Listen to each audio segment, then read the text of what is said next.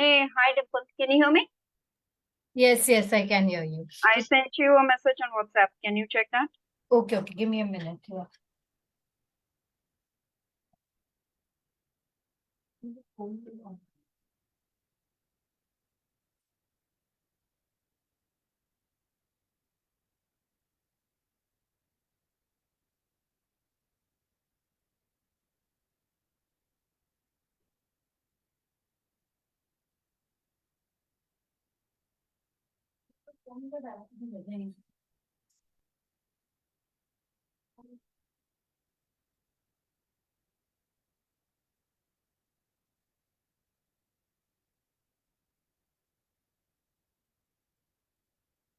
Dry fruits.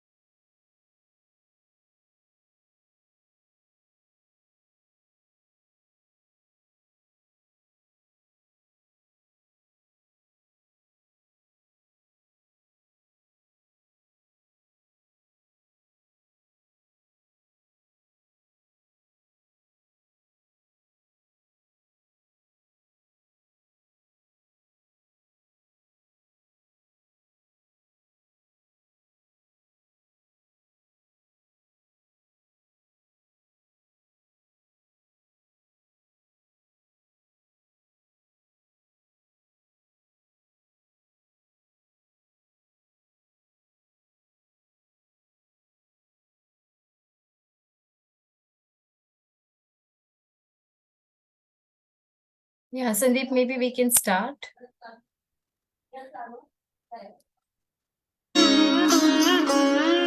नमो अरिहन्ताणं नमो सीताणं नमो आयर्याणं नमो वच्छायाणं नमो लोये सौवसाहुणं नमो लोये सौवसाहुणं एषु पञ्चनमुक्कारो एषु पञ्चनमुक्कारो सौवपावपणासनो सौवपावपणासनो मङ्गलाणं च सौवेसिं मङ्गलाणं च सौवेसिं परमं हवै मङ्गलम् परमं हवै मङ्गलम्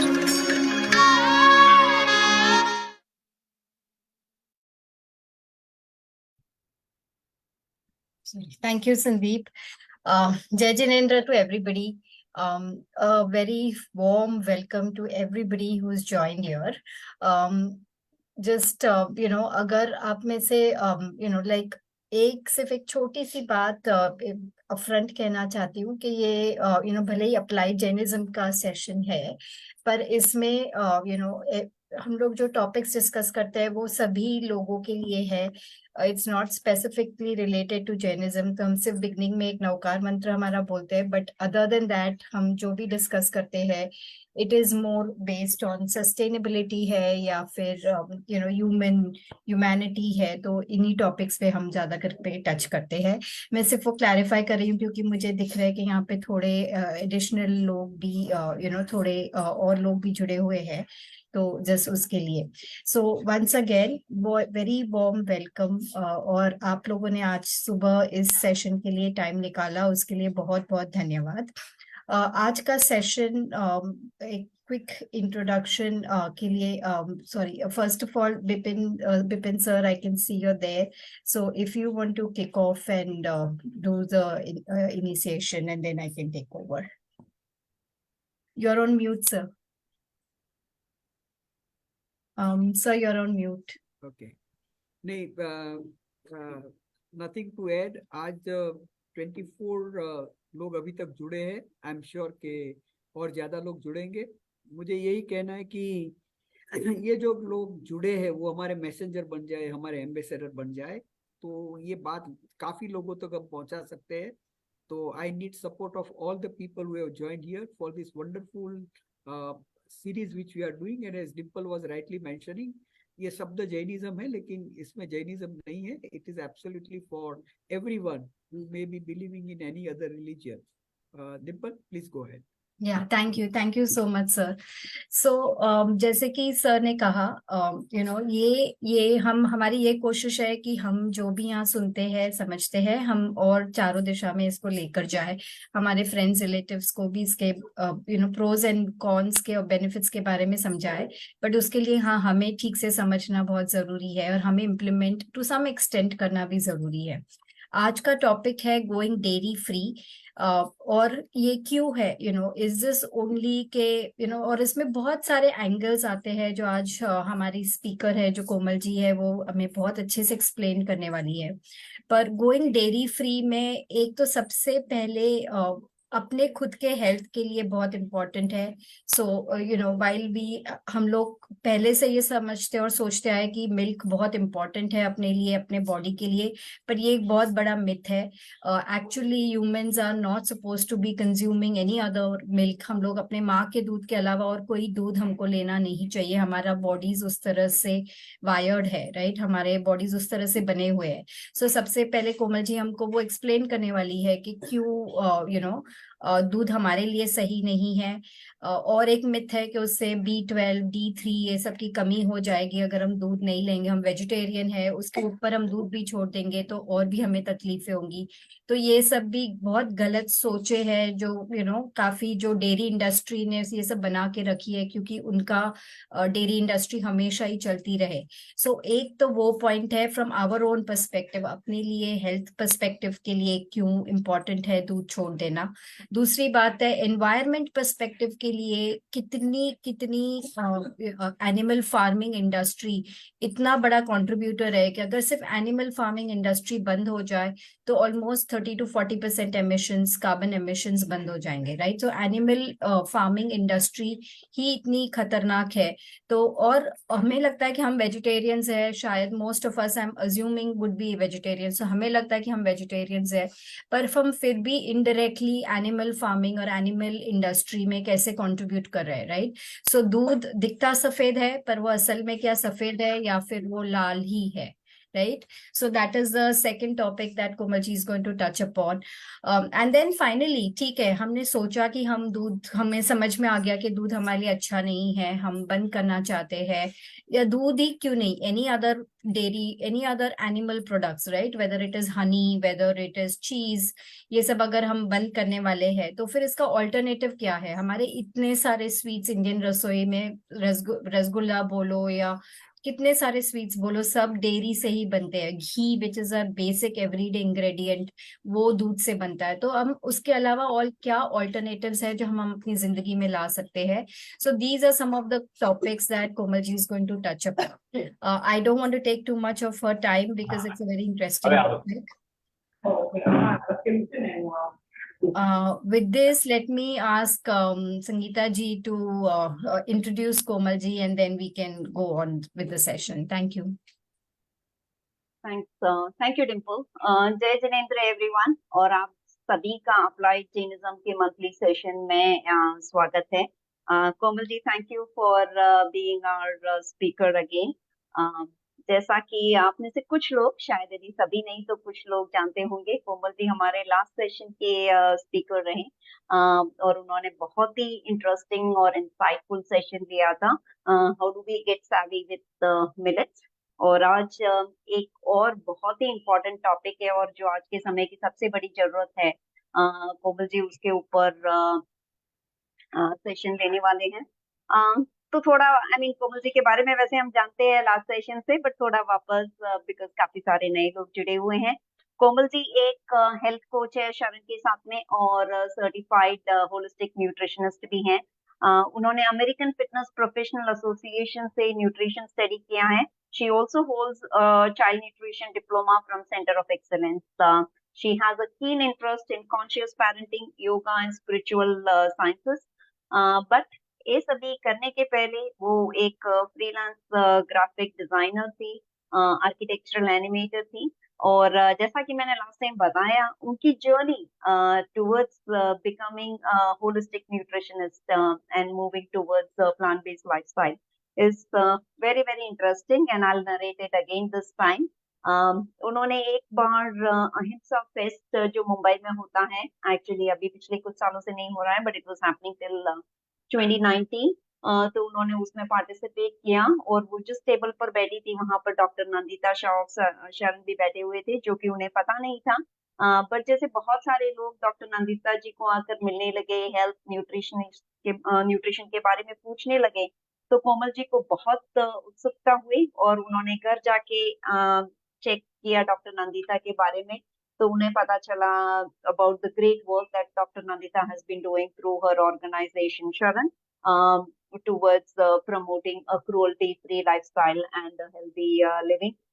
She couldn't sleep that entire night with that guilt of what is it that she had done all through the life, in terms of unconsciously harming the animal being. Well, I mean, being a Jain, she has been a vegetarian all throughout.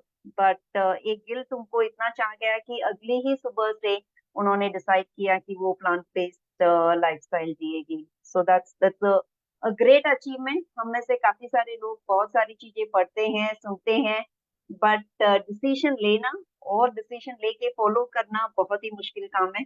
So Komal ji, hats off to you. we are thoroughly inspired by this.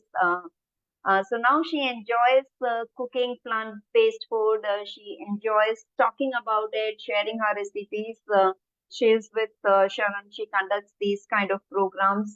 Her programs on, like the 6 weeks to health gain and weight loss, or get millet savvy and cancer well-being, are conducted regularly through Sharan. So, I mean, besides today's session, there's a lot of things that Komalji is doing, and I'm sure Komalji and her team would share the details about those sessions. So, yes, if like Komalji, if we can get inspired through just one lecture, fantastic, and if we can take it forward. But if we want more, there's lots that's available through Sharan, and her team will share the details during the session. So with this, without taking much time, over to you, Komalji. Keenly looking forward to hear you, and thank you everyone for joining us and encouraging us to do these sessions on a regular basis. Thank you so much, Sangeeta ji, and thank you, Dimple, for talking about the session. Jai Jinendra, everyone. जैसे संगीता जी ने कहा कि मैंने one night में change तो कर लिया, पर उसके बाद क्या खाना है, सुबह उठ के क्या खाना है। I was use to 1 glass of Horlicks, तो उसकी जगह पे मैं क्या पीऊँ, बिल्कुल पता नहीं था मुझे। और दिन में कितनी बार घी जाता है पेट में, कितनी बार दही जाता है, छाछ, तो क्या उसके बदली में खाना है, ऑल्टरनेटिव क्या खाना है, वो बिल्कुल पता नहीं था। तो ग्रेजुअली शरण वेबसाइट पे जो रेसिपीज है वो देखी, शरण क्लासेस अटेंड किए और मैंने सीखा। सो जब हमें ऑल्टरनेटिव्स पता होंगे तब हम चेंज हो पाएंगे। इसीलिए जैसे डिम्पल ने कहा we need to talk about dairy, तभी हम डिस्कस कर रहे थे, तो मैंने बोला ऑल्टरनेटिव्स भी देते हैं, which is more important than just talking about dairy. So that's why we have come up with this program. Also before I start, जब मैंने ये चेंज किया तो मैंने चेंज तो किया कंपैशन की वजह से, पर काफी चेंजेस मुझे मेरे हेल्थ में दिखे। जैसे I had hypothyroidism at that time, so तभी ग्रेजुअली देखा तो मेरा वेट कम होने लगा, और 6-8 महीने में मैंने 10 से 12 किलो रिड्यूस कर दिया था, विच वॉज अमेजिंग। मेरी स्किन इम्प्रूव हो गई, बाल बहुत अच्छे हो गए, हेयर फॉल कम हो गया, एसिडिटी और गैशियसनेस तो एकदम गायब ही हो गया। सो ये सब चेंजेस दिखने लगे, और gradually over the time of 2 years thyroid की मेडिसिन भी कम होने लगी। So that was a wonderful bonus I received after I left dairy. So let's start with the topic today. Because मुझे बहुत कुछ कवर करना है, just give me a moment, मैं शेयर करती हूँ स्क्रीन।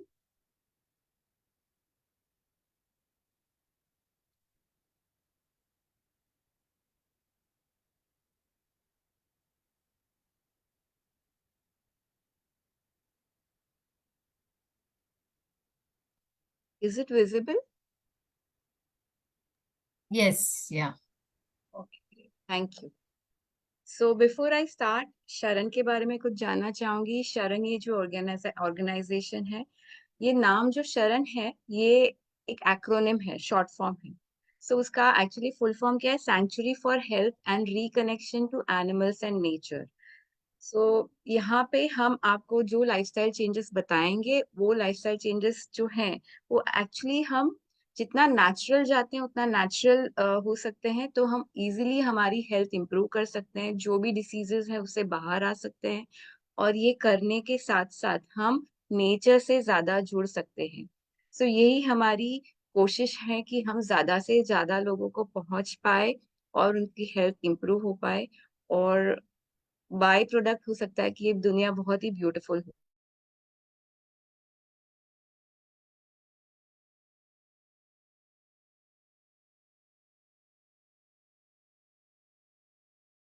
तो भी वो कर रही हैं, हजारों लोगों को उन्होंने डायबिटीज से मुक्ति दिलाई है और बहुत सारी अदर दूसरी बीमारियों से भी मुक्त किया है, just by changing the food habits. और कुछ भी नहीं, बिल्कुल भी नहीं। फिर डॉक्टर खुद बोलते हैं कि अभी आपकी हेल्थ अच्छी है, आप दवाइयां कम कर दीजिए।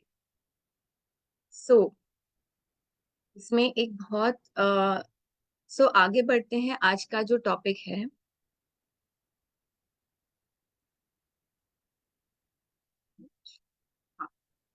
Exploring dairy alternatives. सो जब हम डेयरी ऑल्टरनेटिव्स के बारे में बात करेंगे, उसके पहले ये तो जानना चाहिए कि ये डेयरी क्यों नहीं लेना चाहिए। तो पहले वो समझेंगे और फिर डेयरी ऑल्टरनेटिव्स की तरफ जाएंगे। और जब हम आज ये टॉपिक, तो सबसे ज्यादा खुश गाय हैं। क्यों है? क्योंकि हम उन पे बहुत ज्यादा जुल्म कर रहे हैं, वायलेंस कर रहे हैं डेयरी लेके। हम जितना डेयरी लेते हैं, हम उतनी डिमांड इंक्रीज कर रहे हैं डेयरी की, और जितनी डिमांड इंक्रीज हो रही है उतना अम, ये टॉपिक आई थिंक पहले भी लिया गया होगा यहाँ पे, जैनिज्म, अप्लाइड जैनिज्म ग्रुप पे। अ, तो मैं एकदम शॉर्ट में कवर करती हूँ कि गायों को रेप करके प्रेग्नेंट किया जाता है, उनको दवाइयाँ दी जाती है ताकि वो पूरा साल भर दूध दें। काफी छोटी एज में उनको प्रेग्नेंट किया जाता है, और बार बार उनसे एवरी ईयर प्रेग्नेंट करके दूध भी लिया जाता है कंटिन्यूअसली। उनकी एज जो 15-16 साल है, वो 6-7 साल में ही आ, वो कुछ काम की नहीं रहती है, फिर उसे स्लॉटर हाउस भेज दिया जाता है। मैंने बहुत शॉर्ट में बता दिया, इस बारे में मैं डिटेल में नहीं जानती हूँ। तो जब हम अपनी डिमांड डेयरी की कम करेंगे, तो ये सब जुल्म जो वायलेंस गायों पे हो रहा है, वो कम हो जाएगा, बिकॉज डिमांड ही कम हो जाएगी। तो हम काफी बार लोग बोलते हैं कि मेरे अकेले से करने से क्या होगा, सब तो लेते हैं डेयरी। बट नहीं, अगर मैं खुद कर रही हूँ तो ये मेरा कंट्रीब्यूशन है इसमें। सो ये एक एंगल हो गया, वायलेंस एंगल, क्यों डेयरी नहीं लेना चाहिए। आगे बढ़ते हैं, देखते हैं हेल्थ एंगल क्या है। ओके, अभी ये जानते हैं कि हमें दूध क्यों लेना है। जैसे कोई भी बच्चा दूध क्यों लेता है, क्यों चाहिए बच्चे को दूध? तो एक जो ह्यूमन बच्चा है, उसका मेन जो दूध लेता है ना, माँ का दूध, उसका मेन काम क्या होता है? ब्रेन का डेवलपमेंट। हाँ, दूसरा डेवलपमेंट भी होता है बॉडी का, बट मेन इंपॉर्टेंट काम है ब्रेन डेवलपमेंट। वैसे ही गाय के बच्चे को मेन काम है वो जो दूध पीती है उसका फिजिकल ग्रोथ, बॉडी का ग्रोथ ठीक से हो, राइट? तो जब हम बड़े होके गाय का दूध ले लेते हैं, तो जो उसमें जो ग्रोथ हार्मोन्स आते हैं, जो बछड़े के लिए होता है, वो हमारे दूध में भी आते हैं। और जब बच्चा बॉर्न होता है, उसके 6 महीने के बाद बच्चा डबल हो जाता है साइज में, राइट? ह्यूमन बेबी सिर्फ 6 महीने में ही डबल हो जाता है, उसका ब्रेन साइज भी डबल हो जाता है। एंड तब तक बहुत जरूरी है माँ का दूध, राइट? और बछड़ा कितने टाइम में डबल द साइज हो जाता है, किसी को मालूम है? चैट बॉक्स में डाल सकते हैं आप। Any answers? No, okay. बछड़ा सिर्फ 45 डेज में डबल हो जाता है, double the size. So just imagine कि इसमें कितना ग्रोथ हार्मोन है नेचुरली। अगर इस गाय को कोई ग्रोथ हार्मोन ना भी दे, कोई और दवाइयां ना भी दे, नेचुरली उस दूध में इतना ग्रोथ हार्मोन है कि वो गाय डबल, बछड़ा डबल द साइज हो जाता है, जो ह्यूमन बॉडी को वो ग्रोथ हार्मोन की बिल्कुल जरूरत नहीं। और जो ह्यूमन बेबी है वो एडल्टहुड पहुंचने के लिए कितना टाइम लगता है उसको? 18 साल, राइट? और गाय को एडल्टहुड पहुंचने के लिए कितना टाइम लगता है? 18 महीने लगते हैं। तो जो रेट पे गाय का ग्रोथ होता है, अगर हम वो दूध लेते हैं तो हमारे बॉडी में भी कहीं ना कहीं कुछ ग्रोथ होता है, राइट? हमारे बॉडी में कैंसर सेल्स सभी के बॉडी में है। अगर वो ग्रोथ हो गए तो इश्यू हो जाएगा, राइट? फैट्स भी हो सकता है। सो क्या क्या हो सकता है वो भी हम आगे देखते हैं। तो ये पॉइंट का ये मेन रीजन क्या था बताने का, कि दूध में नेचुरल ग्रोथ हॉर्मोन्स है, वो बिल्कुल ह्यूमन बॉडी के लिए नहीं है, वो गाय के बछड़े के लिए है। सो हमें उसकी बिल्कुल जरूरत नहीं है। और नेचर में सभी प्राणी सिर्फ अपने माँ का दूध लेते हैं, और कब तक लेते हैं? जब तक उनका डाइजेशन सिस्टम डेवलप नहीं होता है, उनको दांत नहीं आ जाते, तब तक लेते हैं। उसके बाद वो बाहर के अनाज पे डिपेंड करते हैं, राइट? तो वैसे पर हम जो इंसान हैं बहुत ही बुद्धिशाली हैं, बहुत ज्यादा बुद्धिशाली हैं। हम माँ का दूध भी लेते हैं, तब तक हमारा डाइजेशन डेवलप हो जाता है, दांत आ जाते हैं, हम बाहर का खाना लेके डाइजेस्ट करके बॉडी चला भी सकते हैं। पर हम बहुत ग्रीडी हैं, हम दूसरे के एनिमल्स के दूध भी लेते हैं। अभी तो चलो गाय भैंस लेते हैं, काफी लोग बकरी का दूध भी लेते हैं। बीच में मैंने पढ़ा था कि कोई बोलता है ऊंट के दूध में बहुत प्रोटीन होता है, तो वो ऊंट का दूध भी मंगाते थे। सो क्रेजी हो गए ह्यूमन बींग्स। और सबसे ज्यादा बीमार कौन पड़ रहे हैं? नेचुरली ह्यूमन बींग्स ही पड़ रहे हैं, राइट? तो एक सोचने वाली बात है। मैं ये अलग अलग एंगल्स आपको बताती हूँ, क्योंकि किसी को कोई एंगल टच हो जाएगा, किसी को कोई एंगल टच हो जाएगा, पर हर एक एंगल से दूध जो है वो हमारा खाना नहीं है। वो मैं पॉइंट टच करना चाहती हूँ। सो नाउ देखते हैं कि गाय के दूध में है क्या। पहली चीज, गाय के दूध में पस, खून और बैक्टीरिया भी है, क्योंकि जैसे यहाँ लिखा है 1/3 of dairy cows have mastitis. Mastitis एक ऐसी कंडीशन है जहाँ पे उनके जो ग्लैंड्स हैं, जहाँ जहाँ से दूध आता है, अडर्स, वो इन्फेक्ट हो जाते हैं, बिकॉज जो दूध निकालते हैं वो मशीन से निकालते हैं एवरीडे। वो ध्यान नहीं रखते कब स्टॉप करना है, मशीन सबका साथ में स्टॉप होगा। तो इतना वो इन्फेक्ट हो जाता है कि उसमें काफी बार पस, खून और बैक्टीरिया भी हो जाते हैं, जो आपके दूध में आ जाते हैं। और इंडिया में लीगली 1% ऑफ पस is allowed. And do you think जितना अलाउड है उससे कम होगा इंडिया में?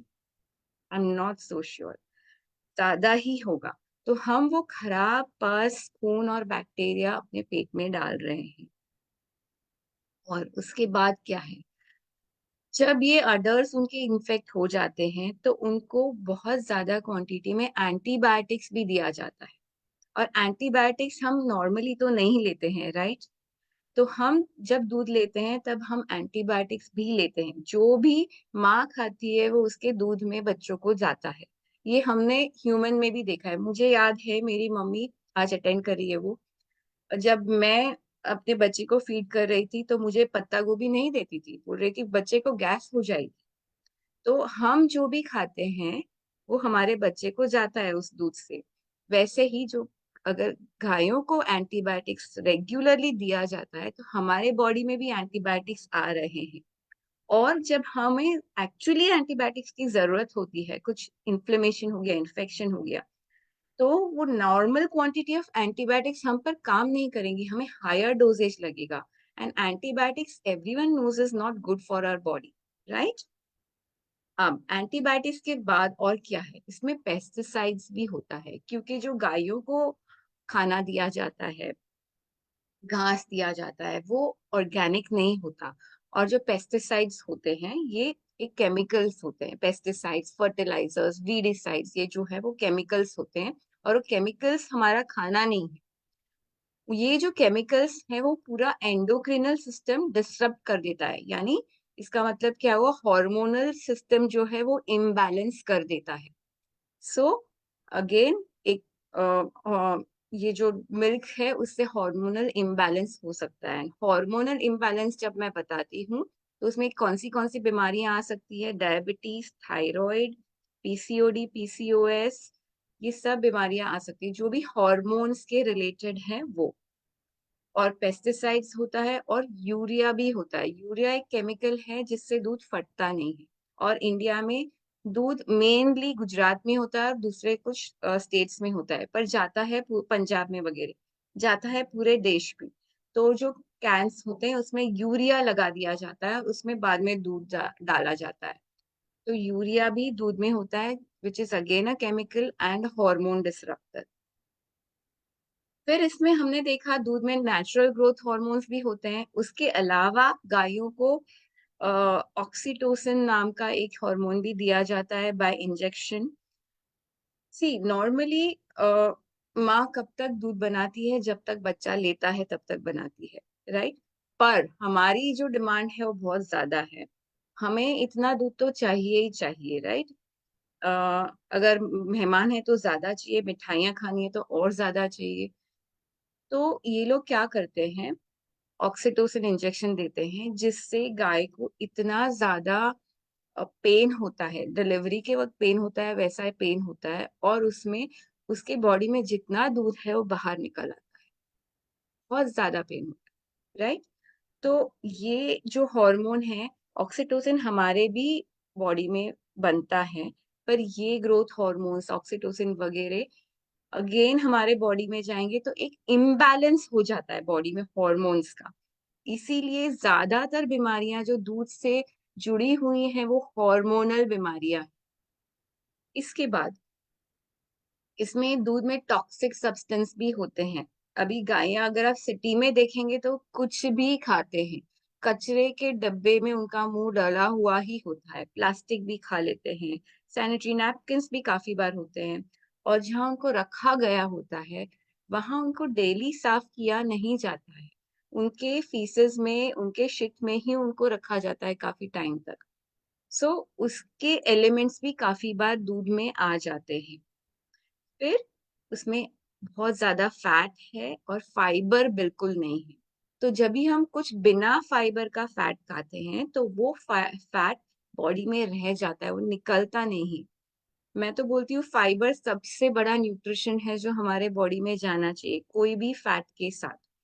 पर कोई भी एनिमल फूड्स है उसमें जीरो फाइबर है और फैट कंटेंट बहुत ज्यादा है। जब फैट कंटेंट ज्यादा होता है तो there is a chance of added heart issues हो सकता है, diabetes also is because of fats to a great extent, क्योंकि जो फैट्स है वो सेल्स पे जमा हो जाते हैं और सेल्स फिर इंसुलिन रेजिस्टेंट हो जाते हैं इसके लिए। उसके बाद इसमें कोलेस्ट्रॉल भी है। कोलेस्ट्रॉल हर मैमल बनाता है, राइट। तो हमारा बॉडी भी कोलेस्ट्रॉल बनाता है जितना हमें जरूरत है, वैसे ही गाय का बॉडी भी कोलेस्ट्रॉल बनाता है जितना उसे जरूरत है और उसके बछड़े को जरूरत है। तो हम जब दूध लेते हैं हम एडेड कोलेस्ट्रॉल डालते हैं हमारे बॉडी में, और हमें एडेड कोलेस्ट्रॉल की बिल्कुल भी जरूरत नहीं है। एंड इसीलिए बीपी इश्यूज भी हो सकते हैं और हार्ट इश्यूज भी हो सकते हैं। फिर इसमें प्रोटीन ज्यादा है। तो प्रोटीन ज्यादा होता है तो क्या होता है, प्रोटीन डाइजेस्ट करने के लिए हमारे बॉडी को ज्यादा अमाइनो एसिड्स बनाने पड़ते हैं। और ये जो अमाइनो एसिड्स हैं जो बनते हैं वो क्या करता है, जब वो बनते हैं तभी वो बोन्स में से कैल्शियम लीच कर लेते हैं। हम लोग नॉर्मली बोलते हैं ना दूध क्यों पीना चाहिए, कैल्शियम बढ़ेगा, but actually the truth is कि दूध से कैल्शियम कम होता है, दूध से कैल्शियम बढ़ता कभी नहीं है। एंड मेन प्रूफ क्या है इसका, जो भी देशों में ज्यादा दूध का यूजेज है उसी देशों में ज्यादा ओस्टियोपोरोसिस भी है। आप देखो तो हमारे ही देश में देखो तो ओस्टियोपोरोसिस के पेशेंट ज्यादातर गुजरात में है, right. So this is one of the main reasons again. And stress, stress भी हमें दूध से आता है। कैसे आता है? जब हम अपने बच्चों को फीड करते हैं, तभी हमें क्या कहा जाता है? शांत रहो, बातें मत करो, फोन में मत देखो, भजन सुनो, स्तवन सुनो, राइट? और ये गायों को कैसे रखा जाता है? छोटी छोटी जगहों पे रखा जाता है, गंदी गंदी जगहों पे रखा जाता है।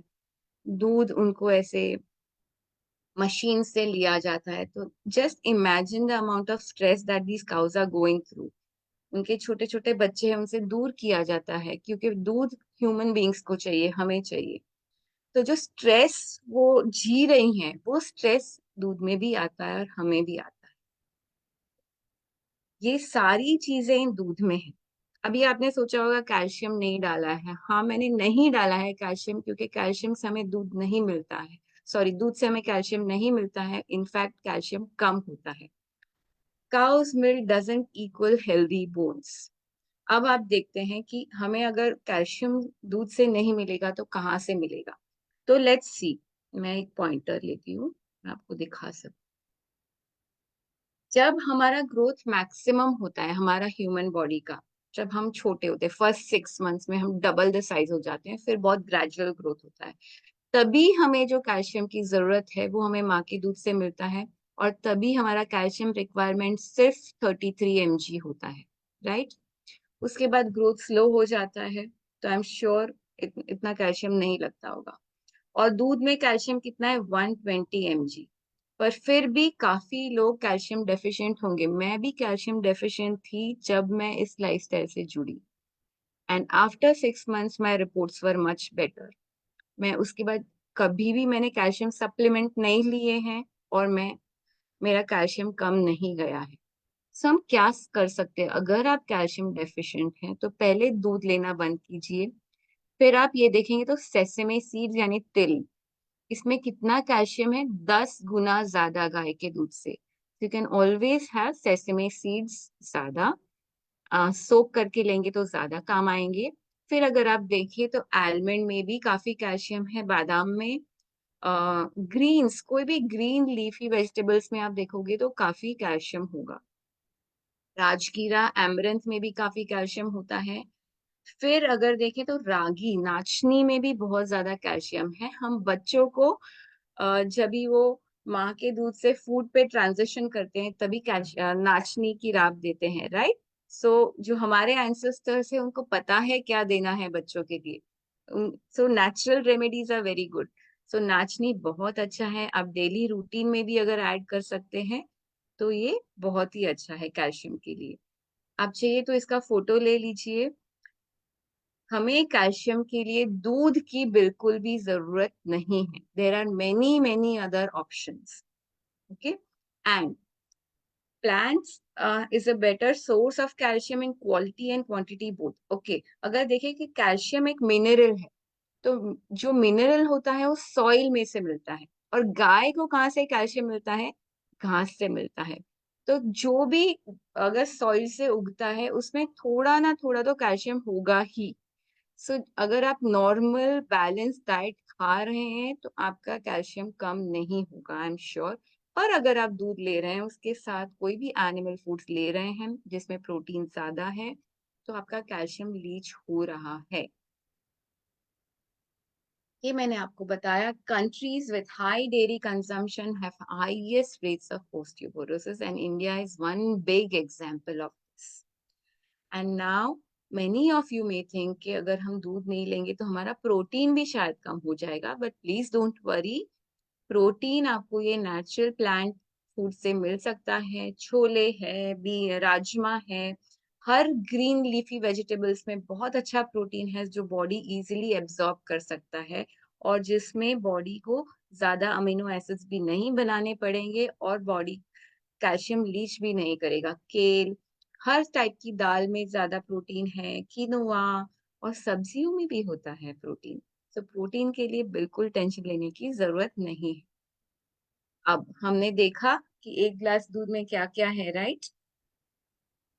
सेल्स, कैलोरीज यानी फैट्स हैं, ब्लड फीसेस भी हैं, एंटीबायोटिक्स, कोलेस्ट्रॉल, एसिड प्रोटीन्स जो कैल्शियम लीच करता है, और फैट्स भी है जो हमें हमारे बॉडी में नहीं चाहिए।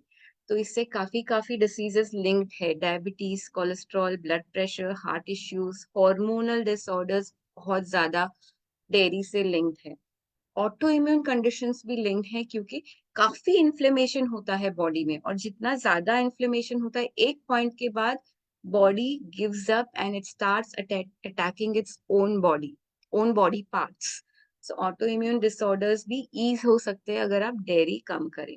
ऑटिज्म और स्किज़ोफ्रेनिया में भी फर्क पड़ सकता है। और कैंसर अगर किसी को है कोई भी स्टेज पे, the first thing you should do is stop dairy completely in any form. Okay, so देखते हैं कि ऑल्सो जैसे डिम्पल जी ने बताया, B12 काफी लोगों का ये मानना है कि B12 कम हो जाएगा अगर वो दूध बंद कर देंगे। और पर मैं आपको ये बात बता दूं कि जो दूध लेते हैं उनको भी B12 डेफिशिएंसी है, जो नॉन वेज है उनको भी B12 डेफिशिएंसीज है, और जो वीगन है उनको भी B12 डेफिशिएंसी है। तो B12 डेफिशिएंसी सबको हो क्यों रही है? दूध पीने से वो कम नहीं हो जाएगी।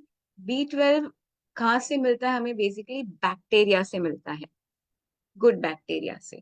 और हम आजकल जिस दुनिया में जी रहे हैं ना, वो ज्यादातर सैनिटाइज दुनिया है। जो पानी पी रहे हैं वो भी केमिकली ट्रीटेड है, जो आसपास जो सफाइयां कर रहे हैं वो भी एकदम सैनिटाइज कर रहे हैं। आजकल तो हाथ भी सैनिटाइज कर रहे हैं, राइट? तो अच्छे वाले बैक्टीरिया जो है ना वो हमारे पेट में जा ही नहीं रहे। अगर आप पॉन्ड का पानी पी रहे हैं तो आपको B12 डेफिशिएंसी नहीं होगी। अगर आप मट्टी में खेल रहे हैं, कोई बच्चा मट्टी में खेल रहा है, तो उसको B12 डेफिशिएंसी नहीं होगी। मेरी मॉम कच्छ में रहती है, वो वानी वाला पानी पीती है, एशेस वाला, उनको B12 डेफिशिएंसी कभी नहीं हुई है, राइट? सो B12 के लिए अगर आप डेफिशिएंट है, it is very important to get yourself supplemented, क्योंकि अगर ये कम है तो आप काफी डिसीजेस को इनविटेशन दे रहे हैं कि आप मेरे बॉडी में आ जाइए। सो इसीलिए जरूरी है कि आप हर 6 महीने पे अपना B12 चेक करिए, और इवन विटामिन डी चेक करिए। ये दोनों जो विटामिन है ना, वो बहुत जरूरी है हमारे बॉडी के लिए। अगर कम हो गए ना तो हम बहुत सारे डिसीजेस को ऐसे बुला लेते हैं। तो हर 6 महीने ये चेक कीजिए, अगर कम है तो हमें सप्लीमेंट्स लेने जरूरी है। ओके, अब विटामिन डी के बारे में बात करते हैं। जैसे पिक्चर है, इसे हम सनशाइन विटामिन डी कहते हैं, हमें ये सन से मिलता है। पर अगर आप सिटी में रह रहे हैं तो इतना ज्यादा पोल्यूशन होता है कि अगर आप सन में रहेंगे ना तो भी वो हमें काम नहीं आएगा। So if you are travelling outside, make sure कि आप इनफ सन में टाइम स्पेंड करें और अपना विटामिन डी ले लें। और काफी बार इवन अगर हम ट्रैवल कर रहे हैं, सिटीज के बाहर हैं, धूप आ रही है तो गॉगल्स पहन लेते हैं, पूरा बॉडी ढक लेते हैं, तो हमें विटामिन डी नहीं मिलेगा। Remember, if you really want vitamin D naturally, go into some nature place. Don't wear your sunglasses or your specs, and wear some light color scanty clothes. कम कपड़े पहने और लाइट कलर पहने। Time मिला, अगर आप city के बाहर हैं, टेरेस पे जाइए, कम से कम कपड़े पहन के 1 घंटा रहिए धूप में, और उसके बाद 2 घंटे के लिए नहाना नहीं है, राइट? सो ऐसे आप विटामिन डी ले सकते हैं नेचुरली। अगर आपको कम है, नेचुरली आप ले नहीं सकते, तो प्लीज गेट योरसेल्फ सप्लीमेंटेड। और कैसे सप्लीमेंट करना है अगर आपको जानना है, तो हमारी वेबसाइट पे FAQ सेक्शन में ये भी लिखा हुआ है। आपके काउंट के हिसाब से आप कौन सी सप्लीमेंट्स कैसे ले सकते हैं, वो सब लिखा हुआ है, आप देख सकते हैं। After the session, I can send the link to Dimple and she'll put it up on the group. Okay. So this was about the health aspect of dairy, जिसमें मैंने कैल्शियम के बारे में बात की, प्रोटीन के बारे में बात की, बहुत सारी डिसीजेस के बारे में बात की, B12, विटामिन डी, और जो भी हमें नहीं चाहिए वो भी दूध के साथ आता है, राइट? उस सब के बारे में बात। वो एक एंगल हो गया दूध नहीं लेने के लिए।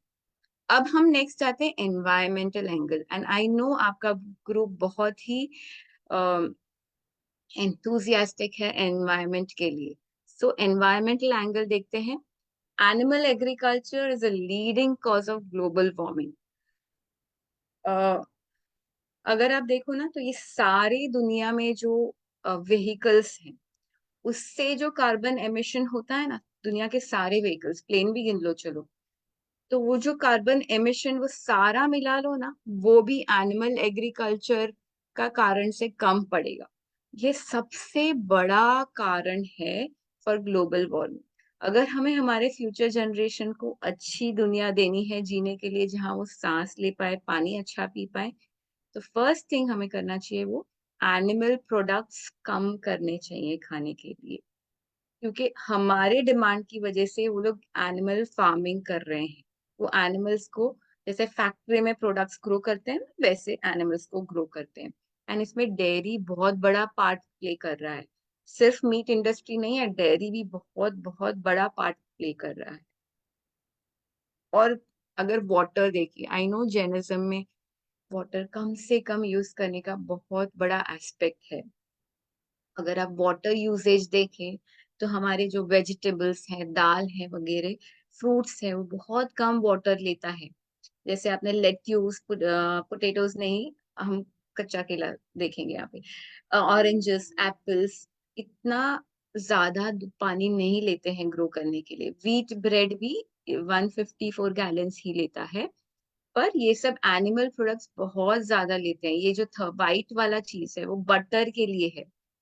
So, कितना 800 and 800, 1600 and 400, 2000 gallons of water for butter. How much butter? ना बटर है? Okay, that I really don't know. But अगर हम comparison देखें तो बहुत ज्यादा है, right? So now, जो एग्रीकल्चर है, primarily meat and dairy accounts for 70% of fresh water consumption.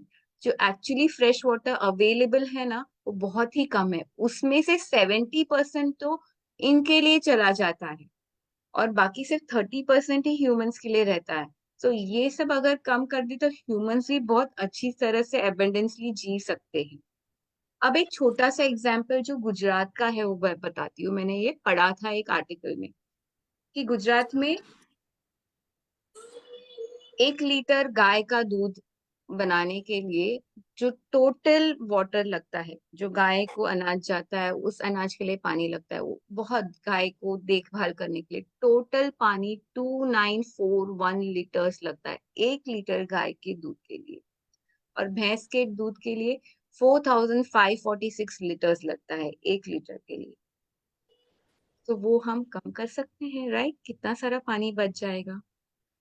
सो एक दिन के लिए अगर हम डेयरी छोड़ते हैं, just for 1 day, I am assuming कि आप सब वेजिटेरियन हैं, ओके, लेट मी से, एक दिन अगर आप प्लांट बेस्ड फूड खाते हैं, एनिमल फूड्स नहीं खाते हैं, तो आप 1100 गैलन्स यानी 4164 लीटर्स बचाते हैं। यूज नहीं होता है उतना, विच इज अ बिग डील।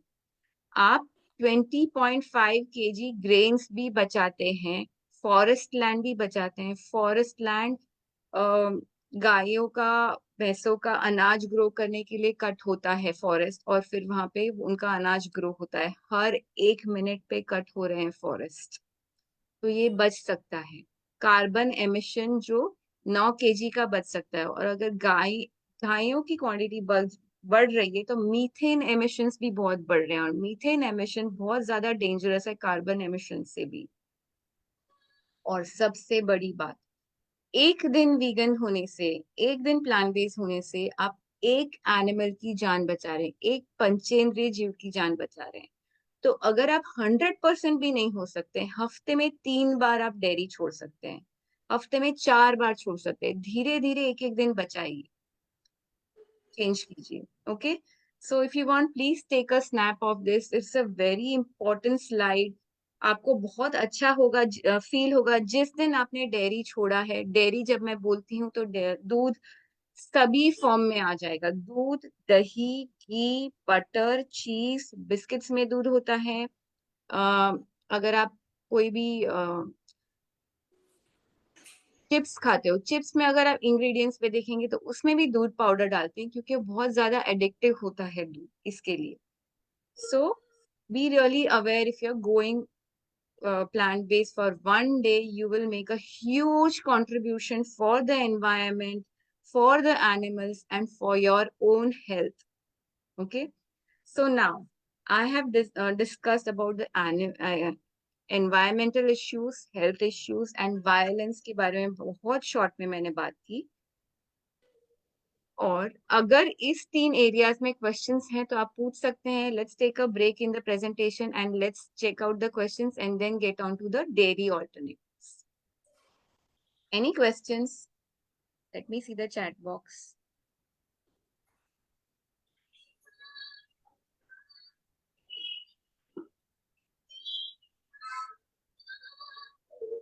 मटके का पानी is also good for B12. Puneet ji is asking.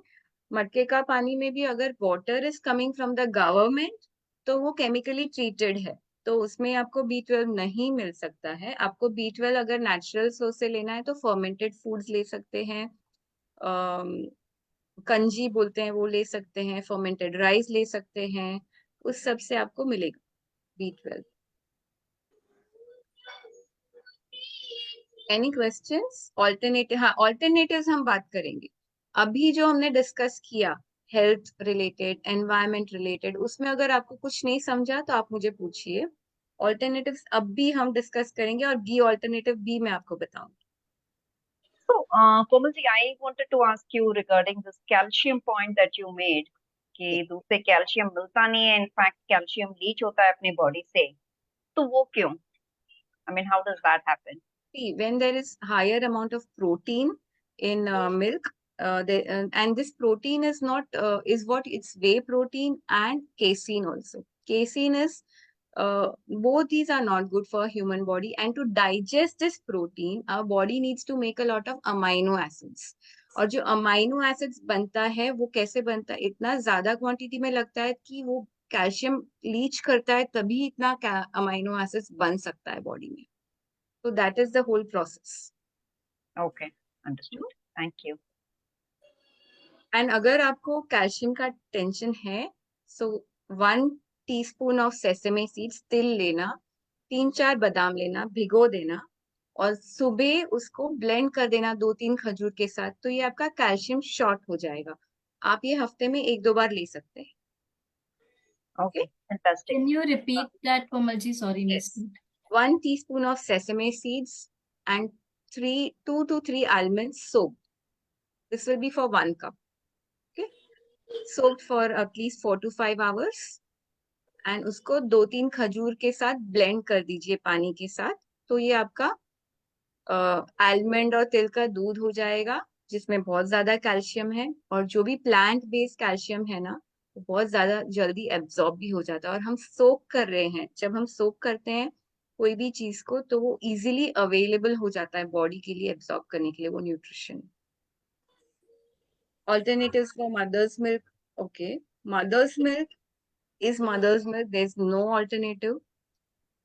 If at all the mother is not able to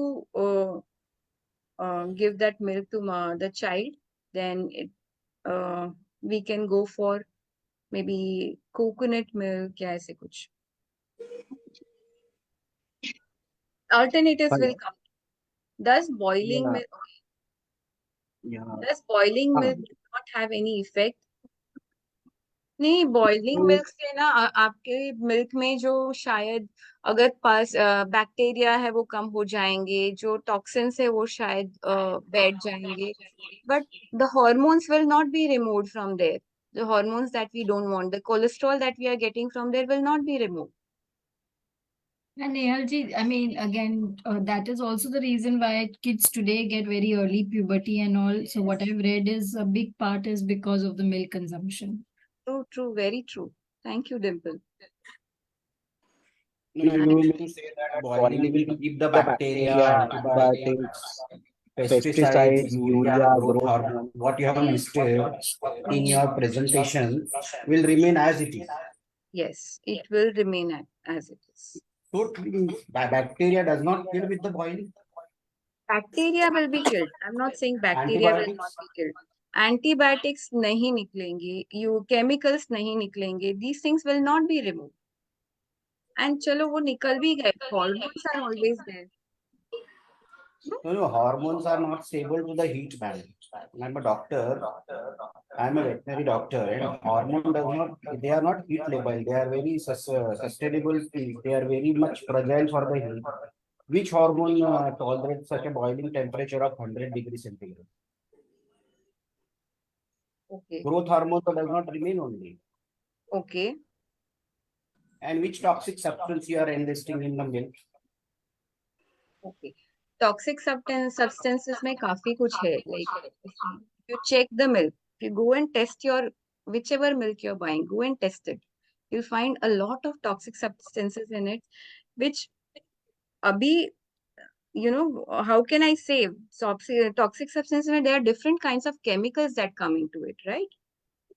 In depending on Which chemicals you mean to say in the milk? You can list out. Your voice is echoing, but I just You understood can list some. you're asking the list, right?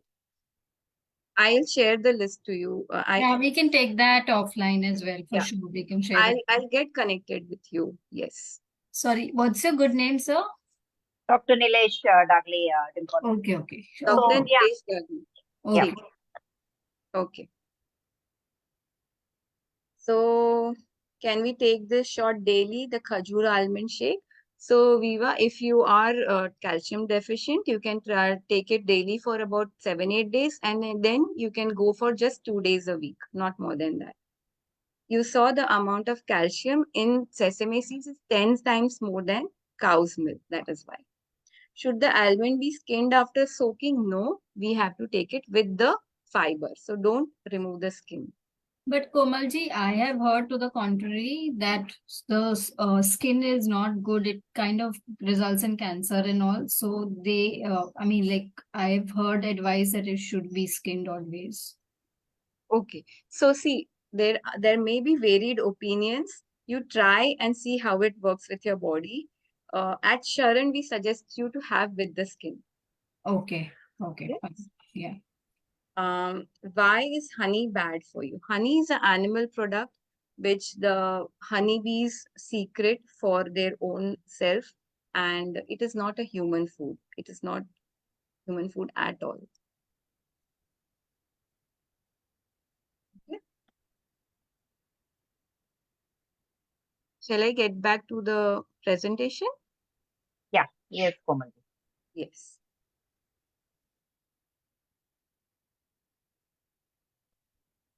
Okay, let's get on to the alternatives now. Yes. So the dairy alternatives, first thing is milk. Milk we use either in the chai coffee in the morning, or the milk we have directly. Where else do we use milk? Now let's keep it a little interactive, because I will need some feedback for you to understand what you want more from me. Where else do we use the milk? I mean, in all sweets, that's the basic thing, right? All gajar ka halwa, rasgulla, Tea, curd, right? curd, yeah. So according to image, if you can see, there's peanut milk, oat milk, coconut milk, almond milk, right? But you can make a lot of other milks also. Nut milk, seed milks, legume milks, cereal milks, and pseudo cereal milks also. So let's understand which are these. So nut-based milk is almond. Coconut is not a nut, but in this image it is put here. Almond, coconut, cashew, hazelnut, walnut, pistachio, pecans, macadamia. All the nuts, you can just soak it for about 4 to 5 hours and just blend it with water. All the nut milks need not be boiled for using. They can be just used as it is. Okay. And legume milks are soy milk, pea milk, cowpea milk, and lupin is not in India, I'm sure. Rahega to be, I don't know what it is. Peanut milk. So, ye sab milk, you need to boil it once before you're using. And soy milk is easily available outside, readily available. Peanut milk is also very easy to make. I'll explain you the peanut curd recipe also as you move ahead. Then seed-based milk. all the seeds, when you soak them for some time, you can blend with water and your milk is ready. Hemp seeds is very high in protein and is very good for health. Pumpkin seeds, flax seeds, sunflower seeds, sesame seeds. So now seed milk need not be boiled. You can just use them directly. Also remember that flaxseed milk or chia seed milk, if you're making, it may turn a little jellyish after you make it. Then cereal-based milk, oat milk is readily available nowadays very easily. Rice milk, barley milk, rye milk. Okay. And pseudo cereals is basically, last time we spoke about, they are similar to grains. So amaranth, rajgira, quinoa, buckwheat, all the millets milk you can make, corn milk, spelt milks, jowar, wheat. So all these milks you can make very easily possible. Just you need to soak them. And you know, sometimes we forget to soak them every single day. So if you're making nut milks at my home, almond and cashew milk is very regularly made. So I just soak in a glass bottle almonds and cashews for the week and keep those 2 bottles in the fridge. So if at all I want to make a coffee or something, I'll just take 3 to 4 almonds, blend it with water. In the beginning, I'll blend with little water, so it becomes a paste. Once it has become a fine paste, then I add water and blend it. And if you're making it in small quantities, just remember that you add 1 or 2 dates while blending the almonds only, so that there's some volume in it. Okay, so dates is the sweetener for my milk, and that's how you can make any milk, as simple as that. It is easier than heating the milk that is available from outside, isn't it? And in the beginning, if you're not used to these plant-based milk, remember that you sieve it in the beginning, but as you get used to, just don't sieve it. You can use it with the fiber, because fiber is a very important nutrition. But soy, you cannot use with the fiber. Coconut, you cannot use with the fiber. Okay. Others, I think all we can use with the fiber. And soy and coconut, whatever is remaining after sieving, I use it for the soups or for the kanji or anything. Or I put it in the atta for parathas. So nothing is getting wasted and you're getting all the nutritionals. So here there are 1 or 2 questions, I think. Alternatives advice should be available freely at reasonable price in purest form is the challenge. So SB, yes, you're very correct. So I just gave you very simple to make this milks at home, right? You just need to soak it for a week, just pick up and blend. It's not a big deal. If at all you feel you want ready-made, then oat milk, pea milk, soy milk is readily available. They do have some preservatives because they need to put it for it to last for longer on the shelf, right? Anything from outside will have preservatives in it. If you're making at home, make it fast, easier. It is quite easy. I think there are some lines put up on the screen. If you can please remove it, whoever has done it, please remove it. The next is while making the milk, what can be done of the fiber or powder that we filter? Any suggestions to reduce? Yeah, I just talked about it. If you cannot at all use it, you can always put it in the pot of a plant, right? You can put it in the soil. So any questions about milk? Shall I move ahead? Is it easy to make the milk? Give me a why if you feel. Can these be made and stored, or is it like daily consumption? So yes, all milks cannot be stored. Soy milk does last for a few 2-3 days. Other milks will not last, and that is why I said it's easier to just soak and keep and blend when required. Coconut milk won't last for more than 1.5 days. Almond milk also 1.5 days. Cashew milk can last for 2 days plus. But again, keep it in the fridge covered nicely. Yeah. Peanut milk also 2 days, not more than that. Oat milk becomes slimy if we keep it for a longer period of time. Yeah, and sesame seed, almond, and almond milk for your calcium. And yes, if you have hair fall, you can have coconut. Again, yes, coconut milk and soy milk, the fiber is normally removed. So don't have it on a regular basis. It is more of fat and less of no fiber at all. So have them as a treat.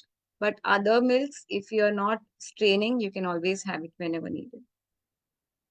Yeah. And Komal, so Yeah. you are suggesting these milk for consumption as milk, right? But which of this is good for, let's say, tea, which is good for curd, etc.? Is that something that you're going to cover in Yeah, subsequent slides? curd I will cover. So for tea, see, once we are of our mother's milk, it is not really needed to have any milk separately, but we are, conditioned to have milk on a regular basis. And that is why for this transition period, you can have milk, or your tea or coffee. Otherwise, I would suggest that you go for herbal teas if you're used to, and just come off these milk business. It is not really needed to be healthy. It is just the conditioning that we have in our heads. Milk is not needed for our body. Yeah. One Thank more thing, Komalji, I always had this thought that if you're having cashew milk or, does your cholesterol level or something go up? Because, Okay, that's a wonderful question. Thank you so much for asking. I said cholesterol is there in all mammals. Every mammal makes cholesterol. So, any plant cannot make cholesterol. It does have fat. I agree. Cashews does have fat. Does not have cholesterol in it. Okay. Our body is making cholesterol for ourselves. Any animal product will have cholesterol. So cashews, when you're having, is not, you won't get external cholesterol, but you will get fat. It is high in fat. So any nuts, remember, very important point, any nuts will be high in fat. If at all you're having nuts, it should not be more than 10 nuts in a day. And for making 1 glass of cashew milk, you need 4 to 5 cashews, not more than that. okay. Okay. Yeah. Thank you.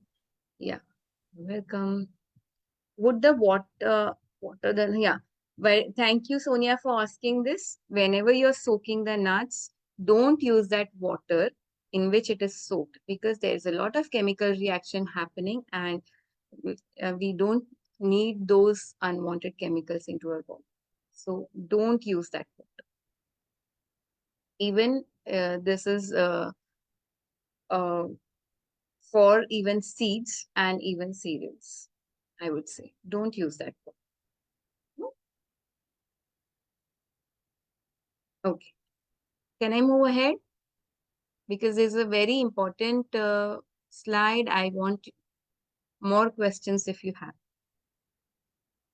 The more questions come, the more there's a chance that your questions are answered and you will transition for your good health.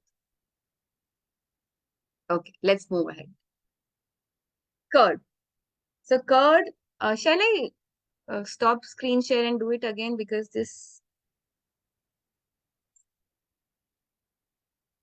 those lines were a little disturbing. So curd, you can make peanut and rice curd, almond and rice curd, cashew curd, and you can use all these curds for curries, buttermilk, chas, etc. Charts also. So how to make the peanut curd?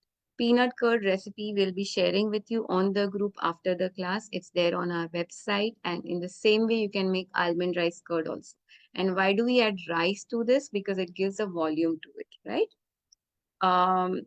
So basically, I'll just explain you the procedure, how to make the curd, and then you can check the recipe for the proportions.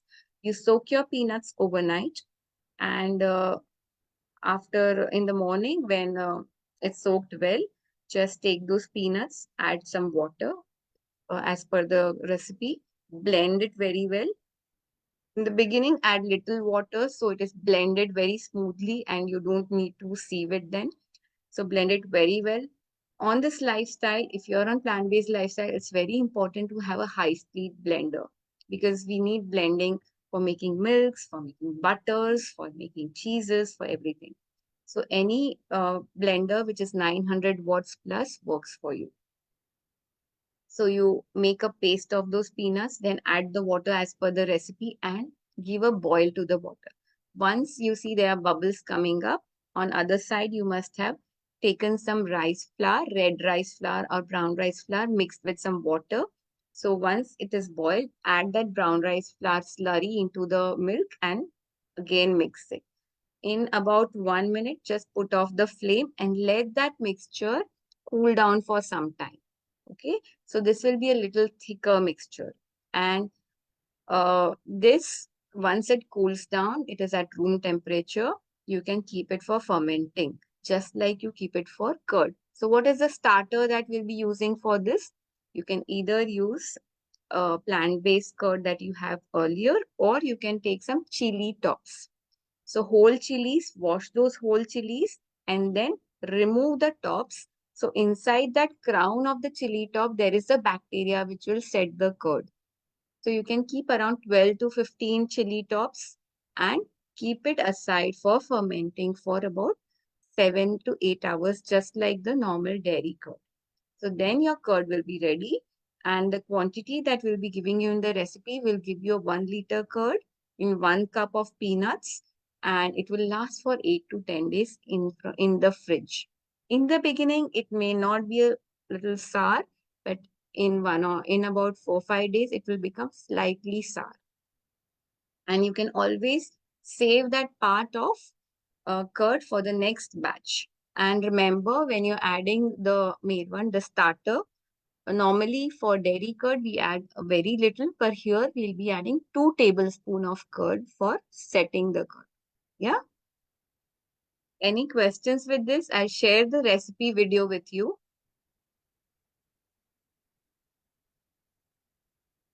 I will also share the cashew curd recipe video, but please remember that we need to have not more than 10 nuts in a day.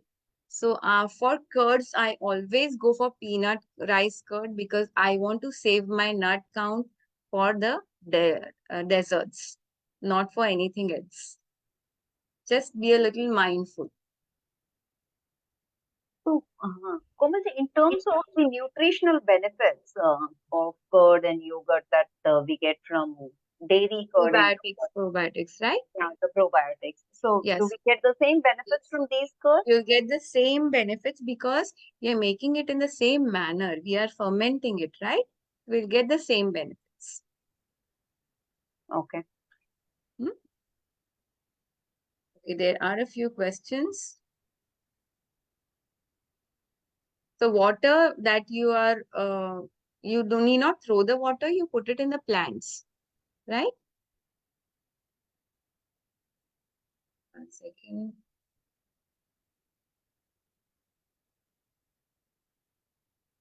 Please, could you share coconut curd recipe as it's a challenge to set that curd? Okay, listen, Hemaji, coconut curd I've never made, but I'll get back to you with this. Just give me a reminder through the Dimple or someone, but I'll send you the recipe for sure. I have never made that. Is the taste and quality and nutrition value of such curd same as the curd from culture? Yes. So also, some people, they don't believe that, this normal plant-based curd will have those qualities. So they buy those culture capsules that are available in the market for setting the curd. So many people do that. You can try doing that also, but I've never done that. I'm very happy with the way I shared with you. And the chili, you're saying green chili or the red chili? Green chili, I do it. Red chili also can be used. Also, I remember earlier days, dairy curd, sometimes if we didn't have that starter, we used to put a red chili inside the milk and it used to set very well. So maybe red chili will also be used. Can also be used. Yeah, okay. Yeah.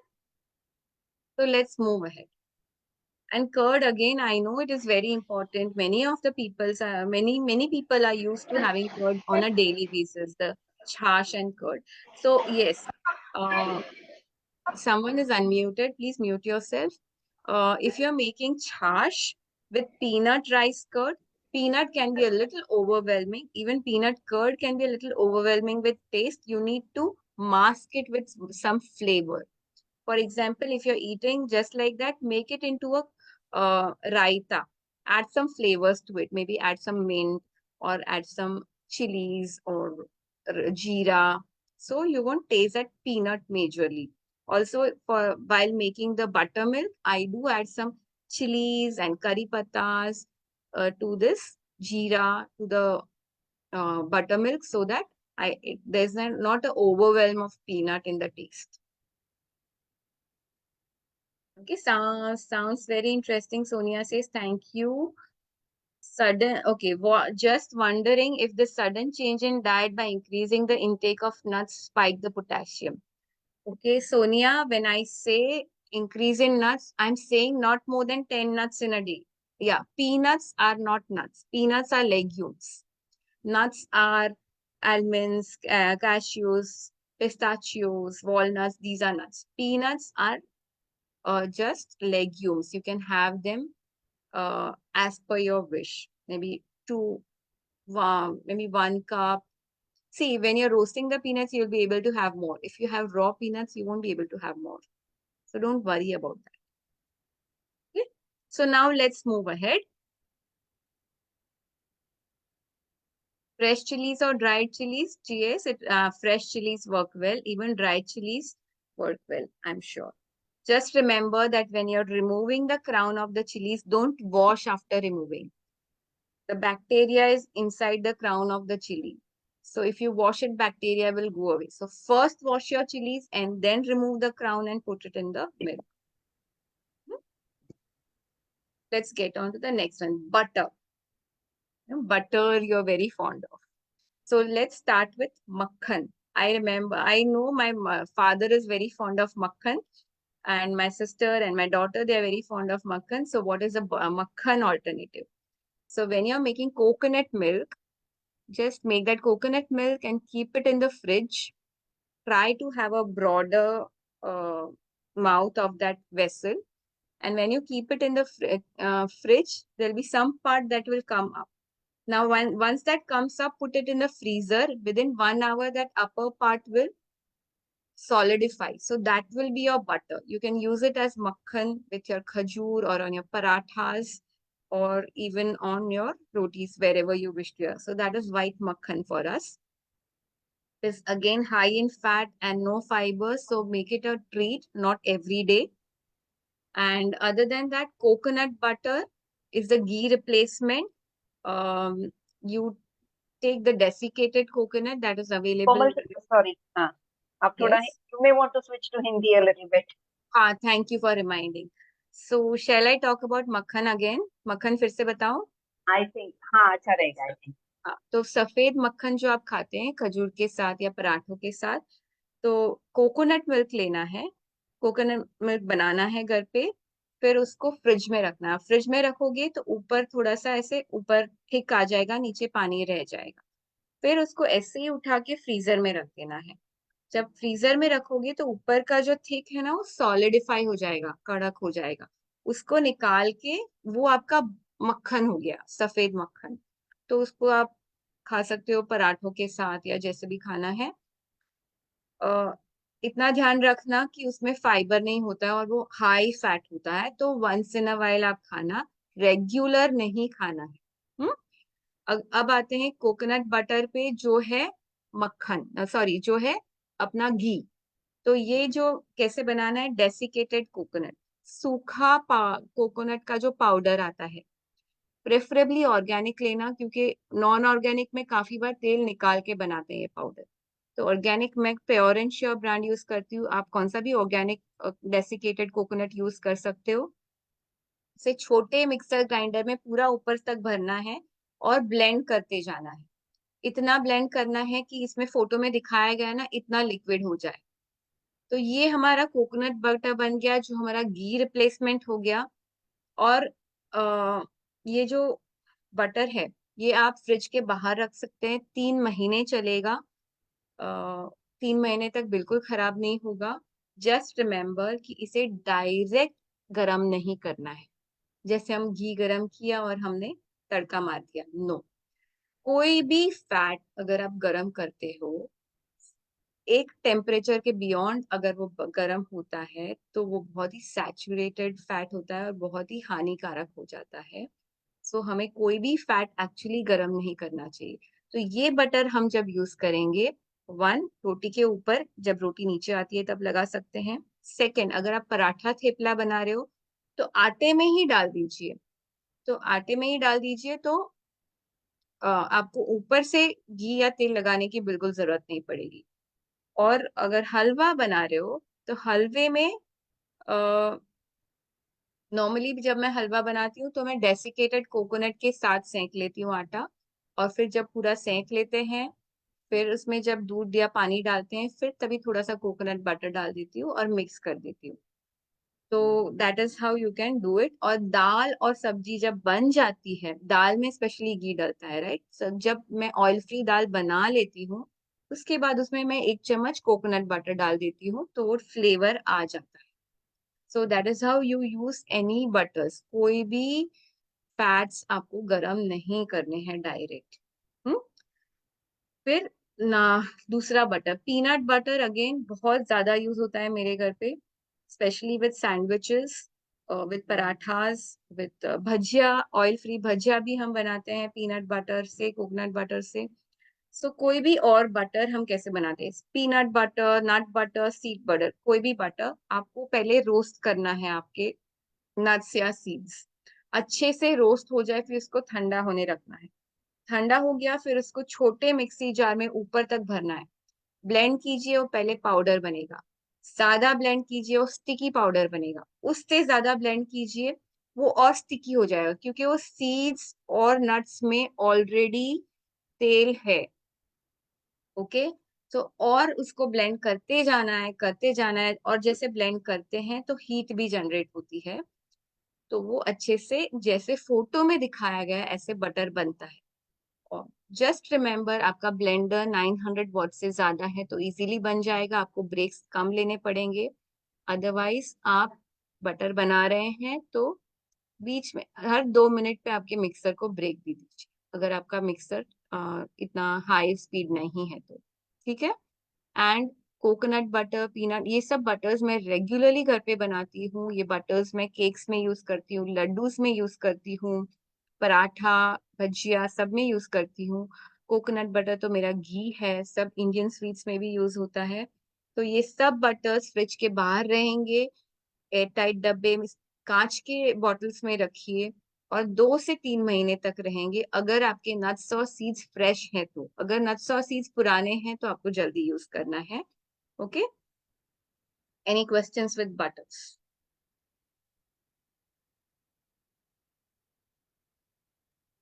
There is a question on walnuts, right? Walnuts are needed. Walnut needs to be soaked before consumption. So if you're making milk, yes, of course, it needs to be soaked. Any nuts, if they are soaked before consumption, they are easy to digest. Okay. But for butters, आपको soak नहीं करना है। Butters में हमें उसमें से oil निकालना है, तो उसे roast होगा, soak नहीं होगा। Okay. Okay. Which of these butters has a close to neutral flavor? Neutral flavor as in, where do you want to use your butter, Sonia? Accordingly, I can tell you. Like cashew butter is a good replacement for khoya, mawa. So wherever you are using khoya or mawa, cashew butter can be used. Malai, mawa, jo bhi hai. For cakes, see cakes, I prefer coconut butter for cakes. It does not taste coconutty, believe me, but I prefer coconut butter or peanut butter. See, I want to be really aware of my nut count. मुझे मेरे body में issues नहीं चाहिए, fats नहीं बढ़ाना है, मुझे मेरी बॉडी में एसिडिटी नहीं बढ़ाना है, मुझे मेरी बॉडी में पोटेशियम भी नहीं चाहिए। तो I make it a point that I don't use more nuts. Wherever possible, I'll use coconut and peanut butter. Only if I'm making some laddus or some halwa, then I'll use cashew butter. या फिर अगर मैं pistachio cake बना रही हूँ तो मैं पिस्ता का बटर यूज करूंगी। Okay. Can I make butter from sesame seeds? Yes Vandana, you can make from sesame seeds, very much possible. It comes out beautifully. एकदम तहीनी जैसे बनता है।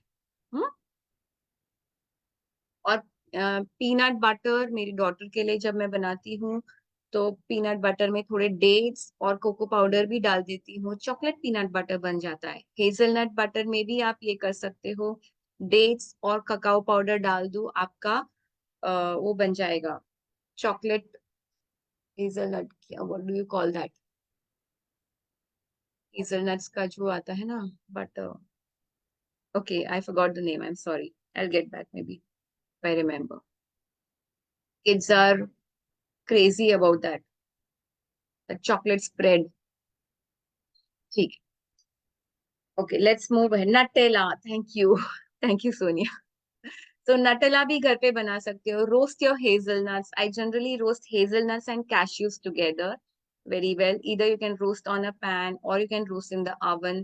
And फिर उसमें उसको blend करके उसका बटर बनाओ, उसमें dates डालो, उसमें cacao powder डालो, and your homemade Nutella is ready. Which, my daughter is so happy with that Nutella. She says, Mama, you never say no to this Nutella.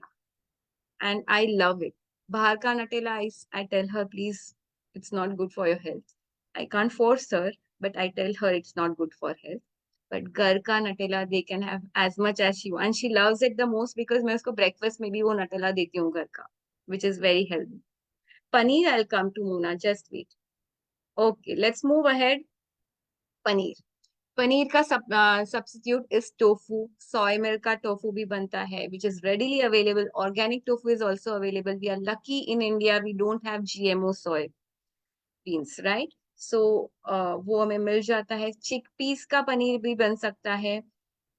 You may find some recipes on your Google or YouTube. Just check it out. You can easily make some chickpea paneer also, yani chole ka paneer. So if you are not very fond of the taste of soya bean, I have one very nice way. So cut your tofu into pieces, boil some water and soak your tofu pieces in it for around 3 to 5 minutes. All that extra strong flavor will go away, and then when you use it, it will be really delicious and tasty.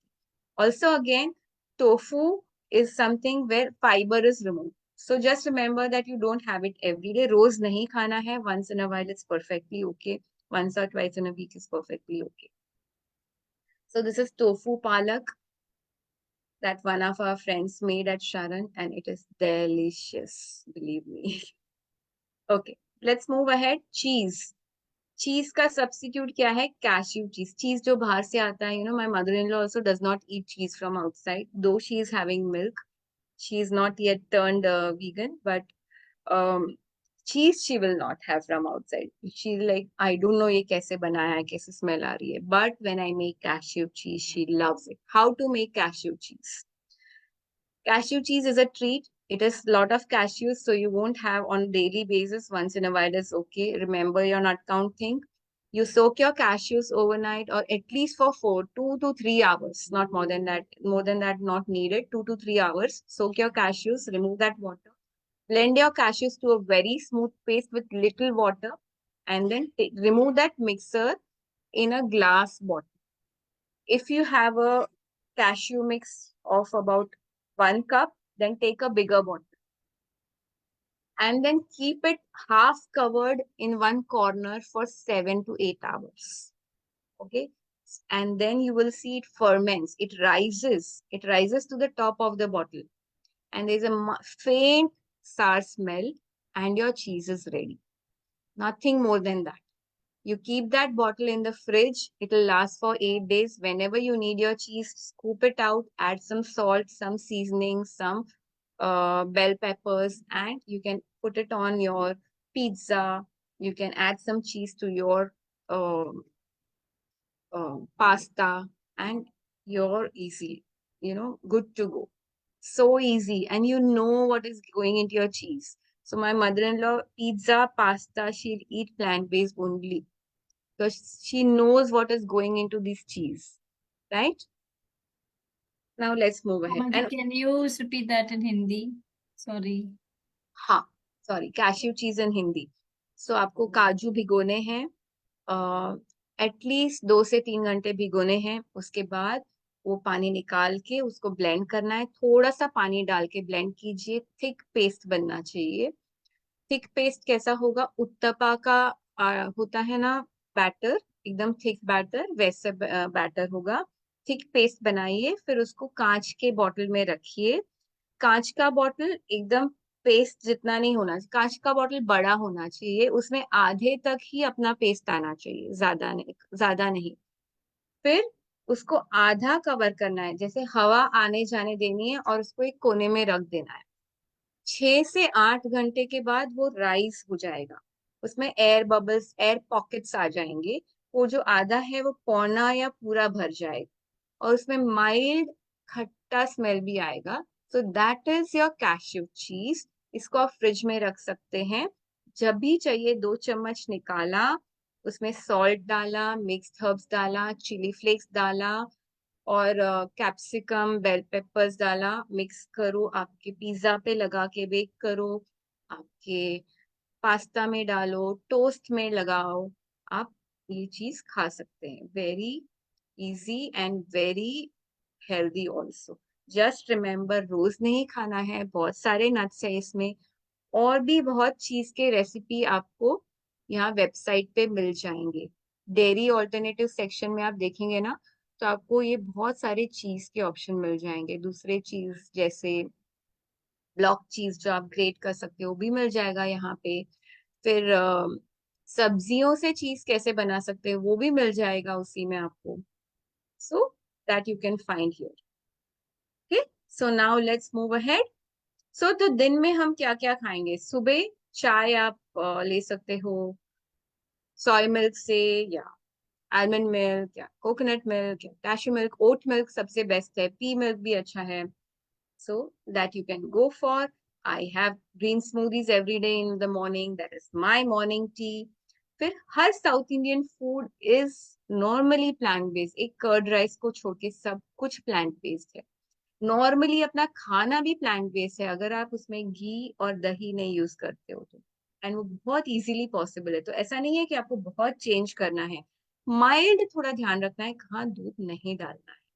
Okay, फिर आप लड्डूस बना सकते हो, crackers, पूरियां बना सकते हो, crackers बना सकते हो, ये पास्ता भी आप बना सकते हो। टोमेटो वाले पास्ता बना सकते हो, उसमें ऊपर से थोड़ा कैश्यू चीज डाल दो, बहुत डिलिशियस बनते हैं। ब्रेड्स भी बना सकते हो, हमारे वेबसाइट पे आप देखेंगे तो काफी ब्रेड्स के रेसिपीज भी हैं और बहुत सिंपल है, क्योंकि बाहर जो ब्रेड्स आती है उसमें मिल्क पाउडर डलता है और बहुत कुछ ऐसी चीजें, केमिकल्स डलती हैं which are not good for our body. अब मिठाइयाँ, there were questions in the beginning, मिठाइयों में ज्यादा यूज होता है, तो ये काजू कतली है। नॉर्मली काजू कतली शुगर वाली जो बनती है उसमें अंदर घी नहीं डलता है, जब वो बनाते हैं ऊपर से वो लोग थोड़ा सा घी का हाथ मारते हैं। So there are a few stores where you get vegan kaju katli, वो घी नहीं लगाते हैं, बट आप घर पे भी इजीली बना सकते हो। एंड मैं घर पे खजूर के साथ बनाती हूँ, बहुत अच्छी बनती है काजू कतली। ये जो मावा पेड़े हैं वो टोफू से बनाया गया है, टोफू पेड़ा है। जो ये डोनट्स है, इसे खपली व्हीट आटा से बनाया गया है और बिना दूध के, बिना शुगर के बनाया गया है। इसमें ये सिर्फ ऊपर के जो स्टार्स है उसमें थोड़ा शुगर होगा। फिर ये आइसक्रीम जो है वो भी बिना दूध का है, it is made from coconut, coconut milk, coconut मलाई, कोकोनट वाटर, और आप उसमें डेट्स डाल सकते हो, वॉलनट्स डाल सकते हो, चॉकलेट पाउडर डाल सकते हो, जो फ्लेवर बनाना है बना दो, बन जाएगा। Just blend it very well, put it in the fridge for दो घंटे के लिए फ्रिज में डाल दो, फिर से एक बार ब्लेंड करके फ्रीजर में डाल दो, आपका आइसक्रीम बन गया। हलवा भी बन सकता है। हलवा के लिए I just quickly go through it. आप अपना आटा और डेसिकेटेड कोकोनट रोस्ट कर दो, उसमें फिर डेट डेट पेस्ट डाल दो, थोड़े नट पाउडर डाल दो, और फिर से अच्छे से मिक्स कर दो, और वो जब हो जाए, एकदम अच्छे से बैठ जाए, तभी 2 चम्मच कोकोनट बटर डाल दो और मिक्स कर दो, तो आपका हलवा रेडी है। उसमें मैंने किशमिश भी डाले हैं, क्योंकि खजूर डाला था, थोड़ा मुझे स्वीट कम लग रहा था, तो ऊपर से किशमिश भी डाल दिया। अब ये केक्स भी बन सकते हैं, हमारे वेबसाइट पे देखेंगे तो बहुत सारे केक के रेसिपीज भी हैं जो आप बिना दूध के बना सकते हो। आपको जस्ट दूध रिप्लेस करना है दूसरी से, ओके। और एग रिप्लेसर, काफी लोग बोलते हैं एग रिप्लेसर क्या होगा, तो एग रिप्लेसर है फ्लैक्स सीड्स और चिया सीड्स। 1 चम्मच फ्लैक्स सीड्स में 3 चम्मच पानी डालो, फ्लैक्स सीड पाउडर में 3 चम्मच पानी डालो और मिला लो, तो वो एग जैसा ये बन जाएगा और वो हम केक्स में यूज कर सकते हैं। अब ये लास्ट मुझे बताएं, जो रेस्टोरेंट में जाते हैं, बाहर जाते हैं, पार्टी जाते हैं, मेरे काफी फ्रेंड्स है वो लोग प्लांट बेस्ड हो गए, पर वो बोलते हैं जब हम बाहर जाते हैं तभी हम नहीं कर पाते और हम खाने लगते हैं, फिर वापस आके एक बहुत बड़ा अलग एफर्ट होता है फिर से प्लांट डेयरी छोड़ने का। सो जो भी जैन है, आप जैन मांगते हो तो आपको मिलता है कि नहीं बाहर रेस्टोरेंट? इंडिया में तो सब जगह मिल जाता है जैन, राइट, पार्टीज में भी। तो हमें हमारी आवाज उठानी है, हमें बोलना है कि हमें बिना डेयरी का खाना चाहिए, हमें वीगन चाहिए। मुंबई में now the demand has picked up and अभी मेन्यू में लिखते हैं वी, जैसे जे लिखते थे ना जैन में, अभी वी भी लिखते हैं वीगन में। तो हमें मांगना है, उनको सिर्फ बोलना है, जहां पे भी अवेलेबल नहीं है वहां बोलना है कि I am allergic to dairy, मुझे डेयरी सूट नहीं होता है, तो आप मेरे लिए क्या बना सकते हो। They will come up with varied options, क्योंकि शेफ्स है ना बोर हो गए होते हैं वही वही एक बना के, तो वो बहुत हैप्पीली बनाते हैं। इवन नॉर्मल उडुपी होटल में भी हम गए ना, तो मैं उधर जाके बोलती हूँ मुझे बिना बटर और तेल का डोसा बना दो, तो बोलता है 2 मिनट ज्यादा लगेगा मैडम पर बन जाएगा। सब जगह बन जाता है। हम्म साउथ इंडियन मिल जाएगा, मैक्सिकन मिल जाएगा, चाइनीज में तो बनता है, डलता ही नहीं है कुछ। इंडियन चाइनीज में पनीर डालते हैं, बट आप बोलोगे तो बिना पनीर के देगा और टोफू भी डाल के देंगे काफी लोग। So just be a bit aware, मांगो। आप जहां भी जा रहे हो, कोई भी रेस्टोरेंट में जा रहे हो, पूछो मुझे वीगन चाहिए। अगर आप पूछोगे इसकी डिमांड बढ़ेगी और अवेलेबिलिटी बढ़ेगी, ओके। पार्टीज में जा रहे हो तो I make it a point मैं थोड़ा खा के जाऊं, क्योंकि फिर वहां पे इतने ऑप्शंस नहीं होते हैं। और मेरे पहचान वाले अगर हैं तो they know that I am following this lifestyle, so they will keep one thing which is there for me, okay. And अगर पॉटलक पे जा रहे हो तो बहुत अच्छा कुछ डेयरी फ्री बना के जाओ, तो दूसरे भी टेस्ट करेंगे और वो भी बोलेंगे अरे इसमें तो दूध की जरूरत ही नहीं थी, इस खीर में ये तो बिना दूध के ही इतना अच्छा लग रहा है, राइट। और ट्रैवल कर रहे हो अगर लंबा, तो अपने साथ में कुछ लड्डू लेके जाओ, कुछ क्रैकर्स लेके जाओ, खाखरा लेके जाओ, तो बीच बिटवीन द मील्स आप सॉर्टेड हो। फिर इंडिया में जा रहे हो तो प्रॉब्लम ही नहीं है, बाहर जाओगे तो भी काफी जगह पे वीगन ऑप्शंस अवेलेबल हैं।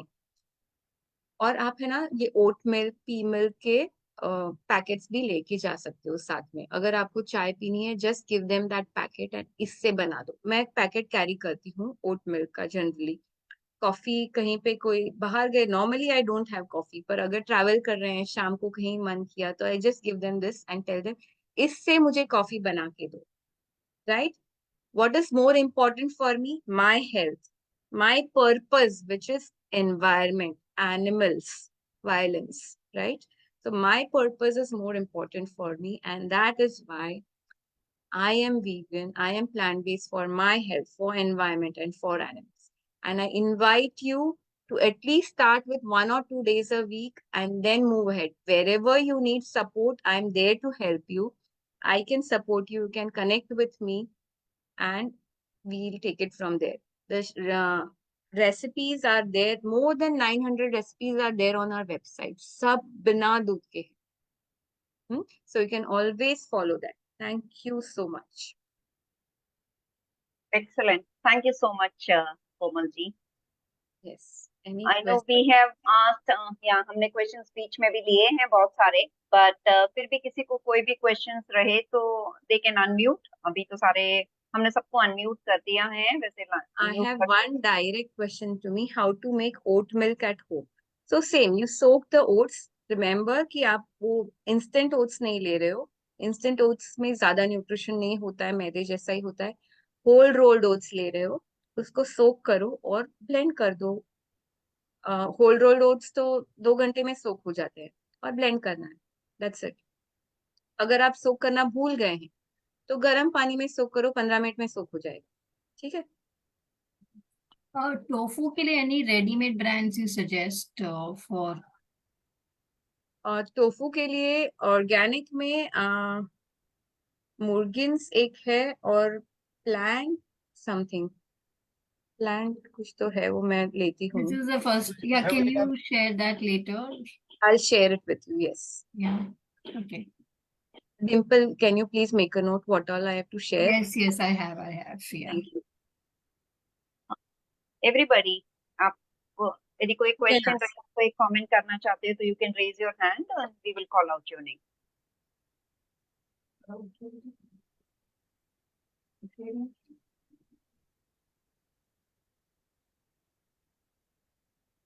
एंड अगर किसी को ऐसे डाउट भी लग रहा है ना कि काफी बार it is there is a block in our head कि अगर मैंने दूध बंद किया तो मुझे वीक फील होगा, कुछ होगा, तो just give it a shot, give yourself 1 week, 1 week दो, कोशिश करो, कुछ नहीं हुआ चलो और 1 वीक करो, और 1 वीक करो। अगर आप 3 महीने कर रहे हो ना, आपको अपने एनर्जी लेवल्स में कितना फर्क पड़ेगा वो आपका बॉडी आपको रिप्लाई करेगा। Hello Can we cook Yes. Radhika? Ma'am, आपने जो भी रेसिपीज बताई सब, that is also they are very good, but मुझे ऐसा लगता है कि अभी जो हम मतलब जिस तरह की जीवन शैली है, यहाँ पे हस्बैंड वाइफ सब दोनों जॉब करते हैं, और ये बहुत ऐसा थोड़ा मुश्किल लग रहा है सब बना, एक मतलब टाइम कंज्यूमिंग है। अभी काजू लेके आओ, भिगाओ, मतलब this is something which is I will agree take lot of time. जी और डॉक्टर। हाँ दूसरा एक पॉइंट मेरा ऐसा था कि दूध की कीमत देखो आप, और आप ये काजू बादाम, ये जो अल्टरनेटिव्स है, इसकी अगर कॉस्ट हम कंसिडर करें तो क्या ये इकोनॉमिकली फिट होगा क्या? चलो हम जिसको परवड़ता है वो तो लेके आएंगे, बनाएंगे, हाँ, करेंगे, तो बट थैंक जिसको यू नहीं डॉक्टर, परवड़ता है तो thank dairy you for this industry question. Yes, Yes. yeah, so the first question was Sangeeta, the first question was हाँ, एक डिफिकल्ट टाइम कंज्यूमिंग है। time consuming, yes. So थोड़ा planning लगता है। See, it's like if you're joining a new job, नया job join किया तो उस जॉब में एडजस्ट होने को आपको 2 हफ्ते लगेंगे। तो इसमें भी है ना, आपको आप अपने आप को 2 हफ्ते दो, थोड़ा प्लानिंग करो। दो कैश्यूज लाना है, it is a 1 minute thing, Amazon पे ऑर्डर करो, आ जाता है, चलो नॉट अ बिग डील। सोक करना है, अगेन 1 मिनट, सिर्फ हफ्ते भर का सोक करना है। दही बनाने का, yes it is a procedure which takes 20 minutes, पर आपको वो हफ्ते में एक ही बार करना है। So you know what I do is, I tell you कि सैटरडे को मैं अपने आप को 1.5 घंटा लेती हूँ, जस्ट 1.5 घंटा। 1.5 घंटे में मैं दही बना लेती हूँ पूरे हफ्ते का चीज बना लेती हूँ, और बटर, बटर 3 महीने चलते हैं राइट, जो भी बटर खत्म हो गया है वो बटर भी बन जाता है। तो 1.5 घंटा एक सैटरडे को लगता है and I am done for it. और हफ्ते भर का नट्स एंड सीड्स भी सोक करती है जिसका मुझे दूध बनाना है। So that it does not taking time, but you just need to plan it and give yourself time to adjust to the new lifestyle. It's like नया जॉब लिया तो टाइम लगेगा, कोई शादी करके नए घर में आया तो उसमें एडजस्ट करने को उसे टाइम लगेगा, and you are condition to live in a certain manner since so many years. तो थोड़ा टाइम अपने आप को दो, just give more importance to the purpose and it will be easy for you. Second point, costing. Costing, let me tell you, मेरा costing बड़ा नहीं है। घी बंद हो गया, दही, दूध, बटर, ये सब बंद। कॉस्टिंग बहुत ज्यादा कम हो गया। एंड दूध लेना है, ट्रांजिशन में हम दूध ले रहे हैं, ट्रांजिशन में सिर्फ ले रहे हैं। और जहां पे भी यूज कर रहे हैं ना, लाइक अगर आप कैश्यूज भी बोल रहे हो, कैश्यू मिल्क में 1 ग्लास में 4 कैश्यूज यूज हो रहे हैं, it is not too much. And सबसे बड़ा कॉस्ट कटिंग कहाँ हो रहा है कि डॉक्टर विजिट्स कम हो रहे हैं। जब संगीता जी ने बोला कि मैंने एकदम ही दूध बंद कर दिया था, तभी मेरी डॉटर 5 साल की थी, उसे हर महीने सर्दी, खांसी और फीवर होता था। तो मैंने उसको दूध देना बंद कर दिया, पर वो बाकी सब खाती थी। जैसे मेरे घर पे जॉइंट फैमिली है, बाकी सब बनता था, तो वो कभी कभार खीर खा लेती थी, कभी पर रोज का दूध देना बंद कर दिया। जो 2 ग्लास, छोटे ग्लास पीती थी, 2 ग्लास, उसका वो मंथली डॉक्टर विजिट्स बंद हो गया, फीवर और जो कॉफ कोल्ड था। दूध अगर अगर आपको म्यूकस हो रहा है, 3 हफ्ते दूध बंद करो, म्यूकस बंद हो जाएगा। Main cost cutting is there doctors का। You saw the number of diseases, कितना एक्सपेंस होता है उसमें। It's huge, huge, huge. And not just that, suffering is also a big expense, right? Suffering through these diseases. So try for 3 months, I would suggest, and check your budget. I'm sure आप बचाएंगे पैसे, आप नहीं ज्यादा spend करेंगे. I can guarantee you that. And I am doing this for more than 7.5 years, not less.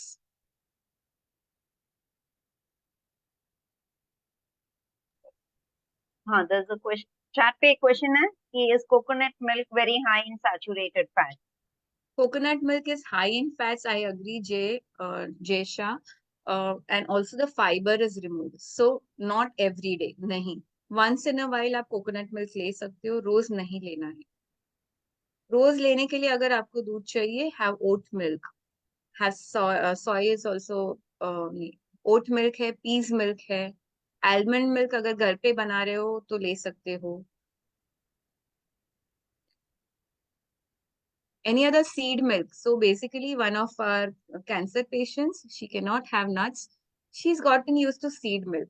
और seeds, pumpkin seeds है, sunflower seeds है, sesame seeds है, soak regularly करके she does have it on a regular basis.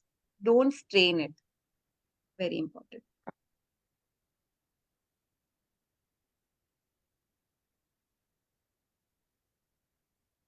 Thank you, Dr. Purva. Any more questions? I hope, Dr. Dudley, you are satisfied with the answer, but please give it a shot. Give yourself some time. Yes. Yeah, I will try. Let me see. Because I have never tried, so I can't comment like this. Whatever we try, See, we can comment. ghee and milk is a very big expense. If you cut down that, बहुत बड़ा chunk of money बच जाएगा आपका. घी हम Butter, लोग खाते नहीं, बहुत सारे लोग घी खाते नहीं. हाँ. आपने ये भी बताया कि डॉक्टर विजिट्स कम हो गए, but what about those who are healthy? They are never going to doctors so frequently that they are spending so huge amount on the doctors. Future में. So that depends from person to person what I agree. expenses they are doing. And my humble request is that you promote veganism. I have no objection on it. But the picture what you are showing about the dairy industry, that is not agreeable to me.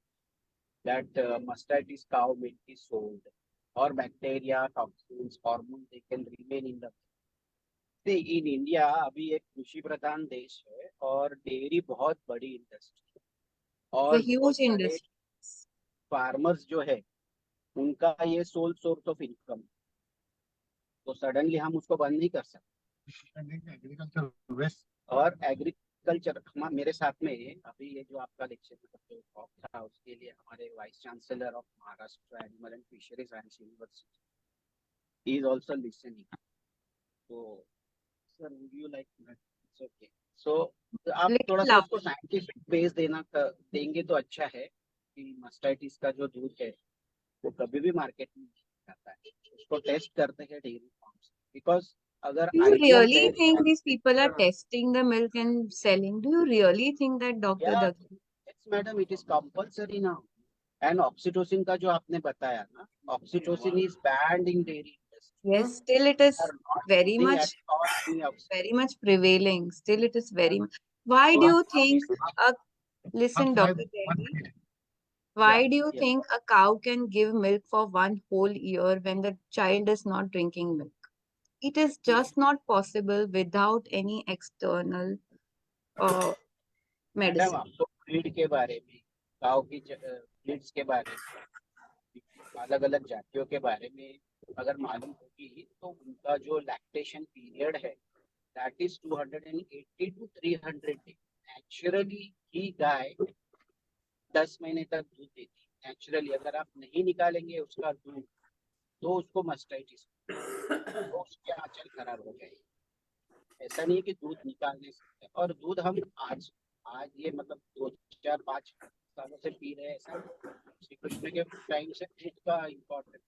अगर And how is the cow getting pregnant? cows are getting pregnant by when they, it's a natural phenomenon. Sir, but Dr. Nilesh, I mean, we've seen a lot of documentaries as well, whether it is Maa Ka Doodh or whether it is Earthlings. I mean, ये देखिए, one is जो पुराने जमाने में अपने घरों में अपने ग्रैंड पेरेंट्स घर में गाय पाल के वो सब करते थे. I think that milk was okay, it was ethical because they were first giving the calves their share and all of that, right? Today, even my friends, in fact, my friends stay near tabelas, and they have also confirmed that it is a fact that, you know, the male calf is made to stand apart and starve. They don't give it even water, forget milk, even water and food is not given because they are Hindu, whatever those things. They don't want to kill the male calf because it's a pap, but they're not giving it water and food, so they're allowing it to die naturally. So aren't these practices a truth? See, you know, somewhere I feel, yes, milk may not be 200% bad, but Yes. Yeah. of poison, right? And I have also seen a lot of health benefits by stopping milk. In fact, my today's health reports, doctors have said you're in the pink of health, touch wood, but a lot of it is just by 6 to 8 months of stopping milk, or not even 100%, I would say 95% I've reduced. At times you still have to take it if you're in somebody's house, or, you know, sometimes you love something so much that you still want to grab at least one bite for the sake of it. So even by 95% reduction, it's a huge difference. So, I mean, the first thing is, I would say, our health. And if our health is benefiting from stopping it, I mean, okay, in terms of income sources, I definitely want to debate it. AI is coming. Are you stopping AI? Because of artificial intelligence, thousands and thousands of jobs are going away. Are we doing Yeah, anything to sorry. stop? I would Sorry, yeah. request, let's take this debate offline. I Yes. know it is Yeah, this is it's an important topic, passionate, and we're all Yes. passionate about it. We will debate, and it is required to be debated. I'm not saying no to it, but it's just that, you know, we have a lot of people here on the bridge, and we got to respect their time as well. So I think बहुत ही अच्छा session रहा कोमल जी, आपने बहुत सारा जैसा कि last session बहुत सारा नहीं, everyone could you please go on mute? Yeah, sorry. आपने like last time आपने बहुत ही सारा यूजफुल इंफॉर्मेशन हमारी डे टू डे लाइफ के लिए शेयर किया, जो यस उसके ऊपर जब तक डिबेट नहीं होगा, डिस्कशन नहीं होगा, हम किसी भी चीज को समझेंगे नहीं. तो जैसा आपने भी बताया था कोमल जी कि पूछो मुझे क्वेश्चंस, पूछो तब मुझे yes, पता it is चलेगा. important to debate also because that's when things will be more clear. That's when truth will be out. It's Exactly. important. I'm with you all 100% on this. There cannot be any debate about it. But yes, at the same time, coming back to you, thank you so much for compiling this useful information. I think आपने जो cover किया from the beginning कि हमें क्या क्या issues हो रहे हैं, हम मिलके साथ में क्या क्या ले रहे हैं, एंटीबायोटिक से लेके स्ट्रेस तक, प्लस उसके क्या इम्पैक्ट हैं, from ethical reasons, for environmental reasons, for health reasons, and then going into alternatives, right? There are बहुत अच्छी तरह से आपने बहुत सारे alternatives for different areas, दूध से, दही से, पनीर से लेके मिठाई तक, या हमारा डे टू डे खाना, बहुत सारी चीजें एक कम समय में कवर की, and you gave us a little more extra time also. We were supposed to close by 12:30. But अच्छा discussion चल रहा था, so I didn't want to stop and I didn't want to intervene. But thank you so much, Komal ji. I would say we are really grateful to you for taking out this time today, and also the time that you would have spent in preparing for this session. We are thankful to Sharan for agreeing to have you here for our session. So Meena ji from Sharan, I think you're here. Thank you so much for allowing us to have one more session with Komal ji. Audience, Sunday morning 2 घंटा देना हमें एक बहुत बड़ी बात है, but I hope कि session आपके लिए beneficial रहा होगा. आप आए यहाँ पे, you spend time, you ask questions, and hopefully, as I think everybody said, if we are able to make a small difference, if this can be the starting point for a very, very small difference, I think it will be beneficial for us, ourselves as individuals, and for the greater good of the ecology. So, Thank you so with much, these words, Sanjita ji. Thank you. I would And I'll just 1 minute. Mr. Jaisha has shared about her journey that he could reverse cholesterol and he really did well. Alzheimer problem also reversed because he stopped dairy. Thank you so much for sharing, Mr. Jaisha. Thank you. That really, when this comes from a participant, it really helps other participants to believe in it. So thank you for sharing. thank you. Absolutely. Thank you so much, everyone. Enjoy your day. आपका दिन शुभ हो और हम फिर मिलेंगे अगले महीने एक और टॉपिक के साथ में और एक और स्पीकर के साथ Yeah, में. thank you. And thank you. Somebody's committed to going vegan. I think that is the best reward for this session. Thank you so much. Thank you. Thank you. Wow. That's Wonderful. indeed the best thing that can happen. उन्होंने कहा है कि वो 5 दिन के लिए try करेंगे, 5 days a week. Absolutely. Correct. Thank correct. you so much. Thank you. Thank you, everyone. Bye. Bye.